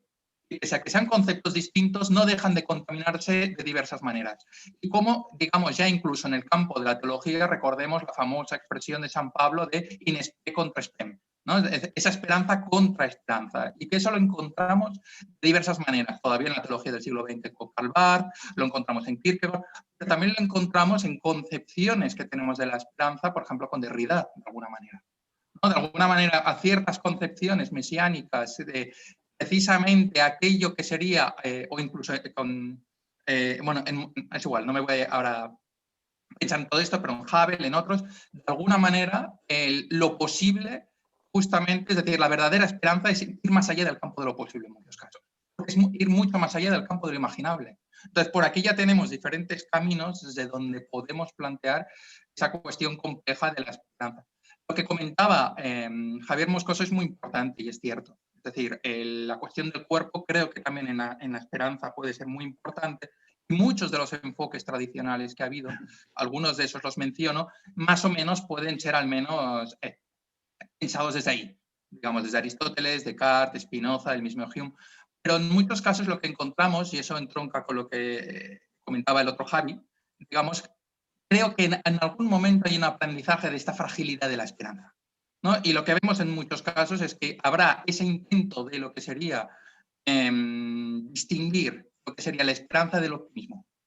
Y como muchas veces lo que es lo más corporal, y echamos en los últimos años famosos libros como el optimista racional de Matt Ridley y otros, digamos, cómo el optimismo iría por una línea y justamente cómo la esperanza se intenta pensar más allá de ese optimismo, en muchos casos, como en el caso de Eagleton, es justamente considerado como algo banal, como algo que hay que en todo momento distinguir, ¿no? Y ahí vemos un montón de tensiones al respecto, ¿no? Pero totalmente, es decir, estoy muy de acuerdo con esos temas que estáis planteando y cómo precisamente arrojan luces y conectan con algo que comentaba, cómo podemos interrogarlos de diferentes puntos de vista, estos conceptos que estábamos, que cada uno está señalando. No sé, mejor me callo aquí, si queréis. Y... Hay una palabra todavía de Carmen pedida. Sí. Carmen.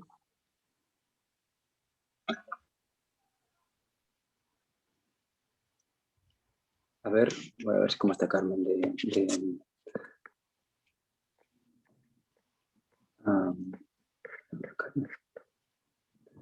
Carmen tiene... Está como creo que periodista. Tendría que sí.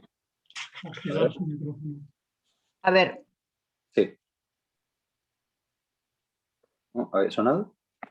Ahora. ¿Ahora me escucháis? Sí. Ahora ¿Sí? sí. Ah, menos mal. No, decía que me ha entusiasmado, que es lo que corresponde decir en este contexto. Realmente sí, lo he pasado muy bien. Me ha interesado mucho de todo lo que habéis dicho y voy a decir solo quería hacer un comentario muy, muy rápido, que sobre todo me ha sugerido el término ingenuo o ingenuidad, que sí que ha aparecido antes, ¿no? En la discusión ya. Es que, bueno, yo no he podido evitar, digamos, cuando leía los textos que he podido leer y escuchándoos una cierta suspicacia, que a lo mejor es lo que define un poco el carácter político de estas emociones. Yo tengo cierta dificultad en interpretar la naturaleza política de ciertas emociones. Pero en este caso, la suspicacia tiene que ver con la convicción por mi parte de que evidentemente este tipo de emociones las necesitamos porque tenemos una naturaleza menesterosa, ¿verdad? En todos los sentidos, en términos particulares y sobre todo en términos también colectivos.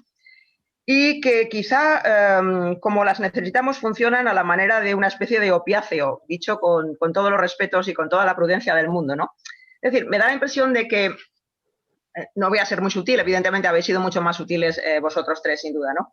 Pero me da la impresión de que la confianza la aceptamos simplemente como una precondición para nuestra vida ordinaria no cayendo en la cuenta de que en el fondo confiar en alguien siempre es apostar y apostar siempre es arriesgado y suspendemos el riesgo, lo olvidamos simplemente por una especie de hábito, no sé si humeano en este caso, pero por una especie de hábito que necesitamos evidentemente como medida de supervivencia. Igual que ocurre con la esperanza en cierto modo, ¿no? Y a mí me da mucho que pensar, no he pensado nada sutil, pero me da mucho que pensar el tipo de metáforas que utilizamos, por ejemplo, para hablar de esperanza. Es decir, tengo esperanza. Es una metáfora totalmente destructiva, porque la esperanza es algo que no se puede tener. O sea, la esperanza en el fondo será un horizonte o algo por el estilo, ¿no? Y yo creo que lo que hacemos cuando estamos esperanzadas o esperanzados es colocarnos, situarnos en una cierta perspectiva respecto de ese horizonte y olvidar la definición que tiene ese horizonte. Es decir, pensamos en un horizonte indefinido, porque cualquier horizonte definido probablemente lo que produce son no esperanzas, sino expectativas, y en muchos casos son expectativas negativas. Y hay muchos ejemplos posibles, la mayoría bastante vulgares, que podríamos poner para ilustrarlo, digamos, ¿no? Hay un elemento de olvido. En el caso del entusiasmo quizás distinto, porque el entusiasmo, como decía antes Gonzalo, se parece más al amor, es una cosa pasajera, ¿no? Yo me entusiasmo un rato y se me pasa, ¿no? Igual que me ocurre cuando me enamoro de alguien y se me pasa. Pero en cualquier caso, también funcionaría como una especie de efecto placebo. Es decir, en los tres casos yo encuentro un elemento, antes he dicho opiáceo, ¿no? Ya digo, con toda la prudencia y todo el respeto del mundo, pero me parece que hay un elemento opiáceo y que eso es lo que precisamente funciona en este tipo de emociones. Y lo que nos resulta, favorable o beneficioso en nuestra vida, no solamente en nuestra vida particular, que también, sino en nuestra vida común, evidentemente, ¿no? Y nada más, ya me callo después de estas groserías, perdón. Muchas gracias, ¿eh? Muchas gracias. Sí. Es interesantísimo lo que dice Carmen. Yo le quitaría un poco la dimensión de drogadicción que tiene el término opiáceo, pero hay algo que es el elemento performativo que tiene que ver de ir más allá del cálculo, me parece perfecto en la confianza. Añadiría una dimensión. Como Carmen es madre y ha pasado también por tener hijos adolescentes como yo, hay un momento en la adolescencia cuando se está combatiendo por la hora de vuelta de los chavales y a qué hora llegan y tal. Lo peor que les puedes decir cuando te dicen a qué hora vuelvo es vuelve a la que quieras porque confío en ti. Es el momento en el que ellos vuelven exactamente a la hora que tú quieras. Lo peor que te pueden decir es confío en ti. Justamente te echas en manos de ellos, pero este echarse en manos de ellos es una carga pesadísima. De forma que, en fin, opiáceo también, pero hay otro elemento que es de carga, ¿no? de performativo, ¿no? Pero muy de acuerdo con estos elementos de ir más allá del cálculo. Gracias. Totalmente de acuerdo. A mí me gusta la expresión abrigar esperanzas. Es decir, donde la misma noción de abrigar precisamente ya nos podría dar unas cuantas pistas al respecto. Por eso yo también quería señalar todos los grandes detractores que ha habido contra la esperanza. Es decir, que es una lista muy larga. Epicúreos, estoicos, Montaigne, Schopenhauer, Comte Sponville, Nietzsche, que dice que es el peor de los males, la esperanza, etc. O todos los que señalan que es una necesidad. Obviamente esa tensión está siempre ahí y es totalmente cierto. Es decir, ese miedo también, pero eso también ha obligado, relacionándolo con lo de antes, a intentar repensar la esperanza más allá de los sentidos habituales o más coloquiales de la esperanza. Y creo que esa tensión ha estado continuamente. Y ya me callo. Sí, yo fijaos, con todas las intervenciones, una de las cosas que estaba pensando es si a las tres pasiones, me centro un poco más en el entusiasmo, pero creo que se aplica a las tres, si se puede pensar en un requerimiento para que estén justificadas. O sea, qué reglas, qué mínimos han de cumplir para que ese aplicar esperanzas, esa confianza o ese entusiasmarse estén justificados. Y creo que ahí hay bastantes diferencias. Por ejemplo, Fernando lo escribe esto y es muy interesante, ¿no? No es lo mismo confiar que los objetos, las instituciones sean confiables, ¿no? Por ejemplo, ahora nos pasa, ¿no? En esta situación de crisis pandémica, crisis de sentido, crisis de expectativas, que no nos queda otra que confiar, ¿no? O sea, ¿qué vas a hacer si no confiar? De hecho, ha vuelto una especie de imaginario del estado de providencia cuando nos había enseñado que no debíamos confiar tanto en él. Y sin embargo, la actuación de las instituciones no siempre es confiable, ¿no? No siempre merecen, no siempre acreditan que les fiemos juntos, ¿no? De tal manera que ahí quizás se puede confiar incluso en lo que no está confiable porque es un gesto político en ese sentido. En cambio, estar esperanzado por lo que no lo merece o entusiasmarse No lo sé, es más difícil. En el caso del entusiasmo podríamos pensarlo así, ¿no? Uno puede entusiasmarse transitivamente por algo, por una posibilidad que se avecina, como decías tú, Fernando, ¿no? O puede confiarse más allá de lo que la realidad objetiva lo justifica, que es un poco esa confianza, ese entusiasmo fanático, que es en el que en realidad yo me he centrado de una manera un poco exagerada, ¿no? Un poco hiperbólica. Y luego está quizás la parte narcisista del entusiasmo, ¿no? El entusiasmo en realidad por estar entusiasmado, ¿no? Aquí vuelvo a la droga, ¿no? Por el subidón. Por el subidón y el subidón de estar con otros que nos estamos entusiasmando al mismo tiempo. Y en ese sentido, claro, lo que decía Javier Moscoso es muy importante. A mí estaba pensando y la verdad es que me cuesta pensar en qué mecanismo de nuestra psique, de nuestro cerebro, puede asimilarse al entusiasmo. Porque es verdad que en nuestras reacciones instintivas predomina el miedo a la pérdida, predomina lo reactivo y lo negativo a la voluntad por lo positivo, ¿no? Y en ese sentido me inclinaría a pensar más que hay una construcción cultural, pero lo que me parece relevante quizás ahí es la dimensión cultural del entusiasmo, perdón, la dimensión colectiva del entusiasmo y la idea del estar con otros cuerpos, ¿no? Incluso casi me atrevería a decir, hay algo espacial en el entusiasmo, ¿no? O sea, no sé si Robinson Crusoe se puede entusiasmar solo. Quizás necesita ver cómo los otros se mueven. Necesitamos ver cómo los otros se mueven, cómo los otros se disponen y necesitamos así sumarnos a algo que ya está en marcha, ¿no? El entusiasmo en una manifestación, uno tiene que estar muy ideologizado para entusiasmarse en esas manifestaciones en las que somos 4 gatos, ¿no? Seguramente a muchos nos haya pasado. Vas a la manifestación de tu vida en la que crees, pero en Madrid son las que iban de Antón Martín Atocha, ¿no? Y que no había nunca nadie. Pero en cambio uno se entusiasma con más facilidad cuando ve que se suma a algo, ¿no? A una suerte de marea. En ese sentido, el estar con los otros cuerpos, sentirse compenetrado, es algo que fomenta el entusiasmo, incluso si no hay un objeto visible. Pero ese narcisismo de los cuerpos me parece que en ese sentido es relevante. No sé, lo de la paciencia es muy interesante, claro, no sé si entusiasmo y paciencia son posibles. En la versión o en la acepción que en la que me he fijado, porque me parecía de algún modo un engranaje, ¿no? Un punto de inflexión, seguramente no, pero puede que sí, ¿no? Puede que haya un entusiasmo paciente que trate de labrar con paciencia durante tiempo, ¿no? Hay un libro curioso, ¿no? No sé, Antonio, igual deberíamos escribir ahora mismo, de Jordi Carmona Hurtado, que se llama Paciencia de la Acción, que está muy bien al respecto, ¿no? Y que a lo mejor es interesante para vincular estas cuestiones. Pero bueno, es interesante lo que apuntas, Javier, porque es verdad que en realidad es el problema de la política, ¿no? Es muy fácil pensar el entusiasmo, es relativamente fácil pensar los revolucionarios sin desmerecer a nadie, pero habitar la duración, el organizarse, y la organización requiere muchas veces cosas que son ajenas al entusiasmo, es lo difícil de pensar políticamente. Creo que intervenía Javier otra vez en el chat. Vean. Más que paciencia, me fijaría en la paciencia de la que habla Foucault en la Ilustración. Sí, Foucault ahí hay un vínculo con, otra vez, entusiasmo, fanatismo, impaciencia también en su texto sobre Irán, ¿no? El sujeto que hace historia y que es el que pone en riesgo su vida porque no tiene paciencia, porque no mide, ¿no? Porque se lanza un sentido que trasciende esa medida del cálculo, ¿no?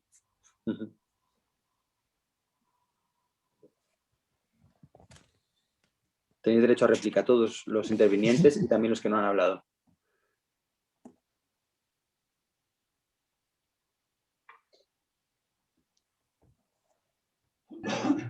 Sobre la paciencia. Vale. No, venga, adelante. No, simplemente un apunte, que según Mao, la mayor virtud de un revolucionario era la paciencia. Es decir, aquí sí que hay una relación con el tiempo que es muy importante, ¿no? Sí, obviamente, sí. El no precipitarse. Justamente a veces, como el entusiasmo, podía comportar el peligro de ir demasiado pronto y caer, por así decirlo, lo que decía Lenin, en un paso adelante, 2 pasos atrás. Es decir, y obviamente esa ha sido una gran tensión que ha habido en muchos momentos para intentar evitar los excesos de entusiasmo. Porque obviamente el entusiasmo revolucionario, esta etiqueta conjunta, que por ejemplo la encontramos tanto en Kropotkin, es muy importante, ¿no? Es decir, como aquello que siempre estaba a nivel político jugando un rol fundamental. Claro. El caso es que eso a veces es difícil de pensar. Si nos fijamos en el lenguaje político de hoy, ¿no? De los políticos. Todo está atravesado por la idea de crisis, ¿no? La idea de crisis que quizás sea más vinculable a la izquierda tradicionalmente, en la derecha hoy adquiere la valencia de la degeneración. Estamos degenerando tanto que esto ya no es soportable, ¿no? Es ahora nunca, salta, sálvate, hay que hacer algo o si no, esto es insoportable, ¿no? Y en ese sentido la idea de paciencia o la idea de proceso, ¿no? Que queda velada por esa especie de apelación a lo crítico, a lo catastrófico, a lo inminente, ¿no? Y esta especie de idea de ansiedad que se genera, ¿no? Parece que uno no puede tener, celebrar o estar a favor de una posición política, de una política pública, de una ley, si no le genera un gran entusiasmo, ¿no? Y toda esta mercadotecnia, esta espectacularización de las medidas, de las policies incluso, ¿no? de la legislación, tiene mucho que ver con eso, ¿no? Parece que no podemos estar en lo político sin entusiasmarnos, y sin entusiasmarnos porque estamos en un momento crítico en el que hay que reaccionar aquí y ahora, porque si no ya sería demasiado tarde, ¿no? Me parece que vivimos en este tiempo de la inminencia. Y entonces el entusiasmo, a lo mejor en ese sentido, casi se convierte en normativo y en ese sentido, por eso no genera efectos subjetivos, por eso genera al revés, una suerte de hartazgo o de hastío, por darle una vuelta al asunto, vaya. Yo quisiera volver sobre el tema de los cuerpos, porque creo que Javier Moscoso lo ha planteado de un modo muy radical y que cuestiona muchas cosas. Y a mí me deja un poco... Bueno, es un tema con el que me he encontrado también trabajando justamente la emoción de la que hablaré en su día, que es el aburrimiento. Y la discusión que saldrá en él, como salen todas las emociones y pasiones, de hasta qué punto estas emociones son históricas, están históricamente construidas, o hay que adoptar una visión más naturalista, sobre todo en cuanto a que las emociones hay que mirarlas. Aquí uno va a Antonio Damasio, por ejemplo, y corresponden a procesos corporales, no tanto el entusiasmo de que hay otros cuerpos al lado mío manifestándose conmigo, sino a lo que se refería muy directamente Javier, de que hay procesos hormonales internos en el cuerpo y eso es lo que nos permite entender las emociones. Y aquí uno se sentiría inclinado más bien si sigue por esa vía, a una visión prácticamente naturalista o esencialista que hace difícil, y esta es mi intervención y mi pregunta, va directamente a Javier también, ya que él ha lanzado la pelota, cómo entender, si vamos a entender los cuerpos en este sentido, procesos bioquímicos que tienen lugar en los cuerpos, que se plasman luego en emociones, que luego son emociones políticas. ¿Cómo son las emociones políticas cuando las emociones son sobre todo procesos bioquímicos, hormonales, ¿no? Cuando pensamos en el cuerpo directamente, así en primer plano, incluso internamente, ¿no? No sé si te das cuenta, también como historiador que eres, de las emociones y de los cuerpos, de la dimensión de la pregunta. Sí, sí. Bueno, yo creo que el debate quizá no es naturaleza o cultura, ¿no? O sea, mi intervención iba más en el sentido de qué vais a hacer con todo eso, ¿no? No en el sentido de plantear un reduccionismo naturalista, un reduccionismo biológico, o pensar que lo que une, digamos, el resentimiento de la antigua Roma y el resentimiento del mundo contemporáneo es el mismo hardware. Yo no creo mucho en esto, ¿no? Al contrario, creo que el propio hardware puede estar modulado y creo que es interesante plantearse estructuras culturales suprabiológicas. Pero al mismo tiempo que digo esto, que por ejemplo ahora estaba por otros motivos planteándome todo lo que tiene que ver con la emoción de la diversión, ¿no? que escribe Huizinga en el Homo Ludens. Entonces, yo estoy muy de acuerdo con él. Los animales también juegan, pero no se divierten como los humanos.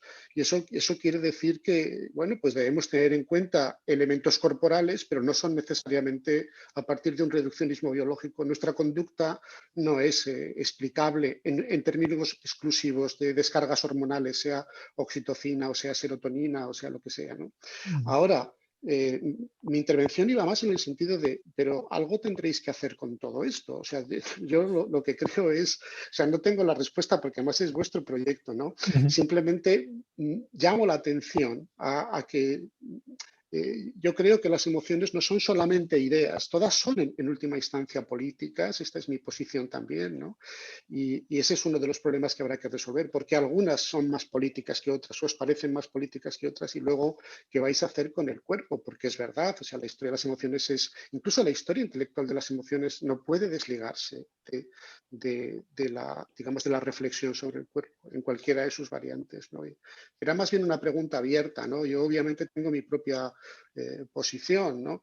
Pero bueno, era más bien, pues oye, quizá lo mismo ocurre con las expresiones o la gestualidad, ¿no? Si habláramos de la indignación, por ejemplo, pues estaríamos, claro, una de las características básicas de la indignación es que el indignado, por así decir, es el tabernáculo de la verdad, su rostro mismo es la piedra de toque por la que expresa la verdad de su conciencia. Pero en otros casos, entonces la gestualidad del indignado es muy importante, pero en el caso de la esperanza o de la confianza es mucho más difícil, ¿no? Pero eso no quiere decir que no se... bueno, o sí, o a lo mejor se puede prescindir, ¿no? Pero justamente me parece interesante, quizá también porque la esperanza y la confianza son muy transversales. Esto es algo que yo creo que se desprende de los textos tanto de Edgar como de Fernando, ¿no? Todas las emociones presuponen desde el punto de vista social un grado de confianza y de esperanza. Confiamos en que los demás no nos engañen cuando nos dicen que están enamorados o cuando nos dicen que nos odian o cuando dicen que están indignados, ¿no? Hay es uno de los sostenimientos digamos, de formas de conducta no demostrativas. Esto es Aristóteles, ya lo dice en la retórica, ¿no? No sé, pero vamos, no tengo la solución. En todo caso, te damos las gracias por la pregunta. Sí, no, sí, lo que dices es verdad, es una dimensión, pero como todo esto es tan complejo, yo creo que sí, que tienes razón. La primera experiencia yo creo que tenemos en emociones tan complejas como estas es corporal. O sea, yo creo que, como te dije antes, la primera experiencia de confianza es corporal, pero hay en algún sentido algo, por ejemplo, en la confianza que tiene mucho que ver con la paciencia. Yo estoy pensando cuando confías en tus hijos. ¿Sí? Confiar en tus hijos es una cosa muy compleja, porque no puedes decir confiarlos solo para un momento, sino que estás confiando en que van a salir adelante en la vida, estás confiando en su capacidad, te estás dejando, digamos, hay una relación que es muy física, pero que está en la dimensión temporal, que lo físico tiende a hacerse evanescente. A mí me parece que está, en este caso, emociones como la esperanza y la confianza, que no son instantáneas, sino que pueden tener dimensiones temporales, nacen de lo físico, pero lo físico poco a poco se va haciendo evanescente y lo que queda más bien es una disposición en momentos claves, por ejemplo, en momentos de riesgo, en el caso de la confianza, a decir aguanta, ¿no? Activa la paciencia, ¿no? En este sentido, toda emoción o en este caso metaemoción tiene una dimensión física, pero yo diría que algunas de ellas son tan sutiles, tan complejas culturalmente, que la dimensión física se ha subordinado a otras dimensiones, ¿no? Diría, vamos así por... Sí. Yo en relación a esto, bueno, por retomar esto último de Fernando, es verdad que ninguna emoción se da de una manera aislada, o sería difícil pensarlo así, todas se dan entremezcladas. O sea, pensar en esperanza pura, confianza pura, miedo puro, si bien hay algunas que sí que atañen de algún modo a mecanismos evolutivos que pueden ser aislables desde un punto de vista casi fisiológico y cognitivo, pero en general se dan de una manera entreverada, ¿no? En situaciones, en contextos reales. Y en ese sentido eso hace complejo lo que dices. Hay algunos esfuerzos, el propio Fernando, claro, trabaja mucho, bueno, como ciertos mecanismos cognitivos, ciertas heurísticas, sesgos son manipulados políticamente. Manuel Arias, que también va a intervenir en el volumen, en su democracia sentimental, también trabaja el punto de vista cognitivo, físico y psíquico. No lo sé, me parece me parece complejo y también tiene que ver con que quizás a la hora de ponernos a hablar o a la hora de convocarnos para pensar en estas cosas, no hemos hecho siempre todas las distinciones y lo hemos hecho un poco a propósito. No es lo mismo, como sabemos bien, afecto, emoción, pasión, y algunas tienen más que ver con lo corporal y otras menos, ¿no? Por ejemplo, no es lo mismo el entusiasmo como pasión, como eso que a uno le pasa, que en el sentido es pasivo y uno se ve invadido, que el entusiasmo como actitud. El que elige estar entusiasmado actitudinalmente se comporta de un modo que es distinto del que se ve embargado por el entusiasmo. El que se ve embargado por el entusiasmo y seguramente tenga reacciones físicas, sea calore, se le dilaten las pupilas, reaccione de un modo precipitado, no actúa como el que por tener entusiasmo sobre algo fuerza una determinada actitud favorable, una determinada disposición, incluso seguramente una determinada alegría vinculable a la esperanza, etc. De tal manera que esta distinción entre afecto, pasión, emoción y más seguramente, también es muy importante de manera previa para poder después deslindar cuál es el papel de la naturaleza, de nuestra psique, de nuestra cognición y de nuestros afectos, ¿no? Bueno. Sí, sí. Sí, que decía Fernando si podíamos terminar a las 7, ¿verdad? Sí, la idea era acabar a las 7, más o menos. Tampoco vamos a prolongar. No vamos a abusar de nuestra paciencia, teniendo en cuenta además que habrá más sesiones y que nos veremos más veces. Bien, si no hay ninguna intervención más, yo daría por cerrado este primer taller, agradeciéndoos a todos el haber participado, vuestras intervenciones. Yo creo que ha sido muy enriquecedor, tanto para los que han intervenido y para sus futuros textos, como para los que hemos estado escuchando. Y nos emplazamos, no digo la fecha exacta, pero sí en 3 semanas probablemente, no sé si será el jueves, el miércoles también habrá que hablar con los ponentes. La idea es que en 3 semanas nos encontremos para hablar del aburrimiento. Yo lo pongo en primer lugar porque es la que tengo más cercana, del vértigo. Hemos hablado del vértigo con Andrea Greppi y probablemente la melancolía con Carlos Tibo. En todo caso, eso nos lo anunciaremos con tiempo debido para que nos volvamos a encontrar en esta misma plataforma, entiendo, ¿no, Gonzalo? Sí, sí, además se podrán programar las distintas sesiones, sí. esta y la siguiente. De acuerdo. Bueno, pues Paro muchas la gracias. grabación entonces, luego no sé qué haremos con ella, pero... Sí.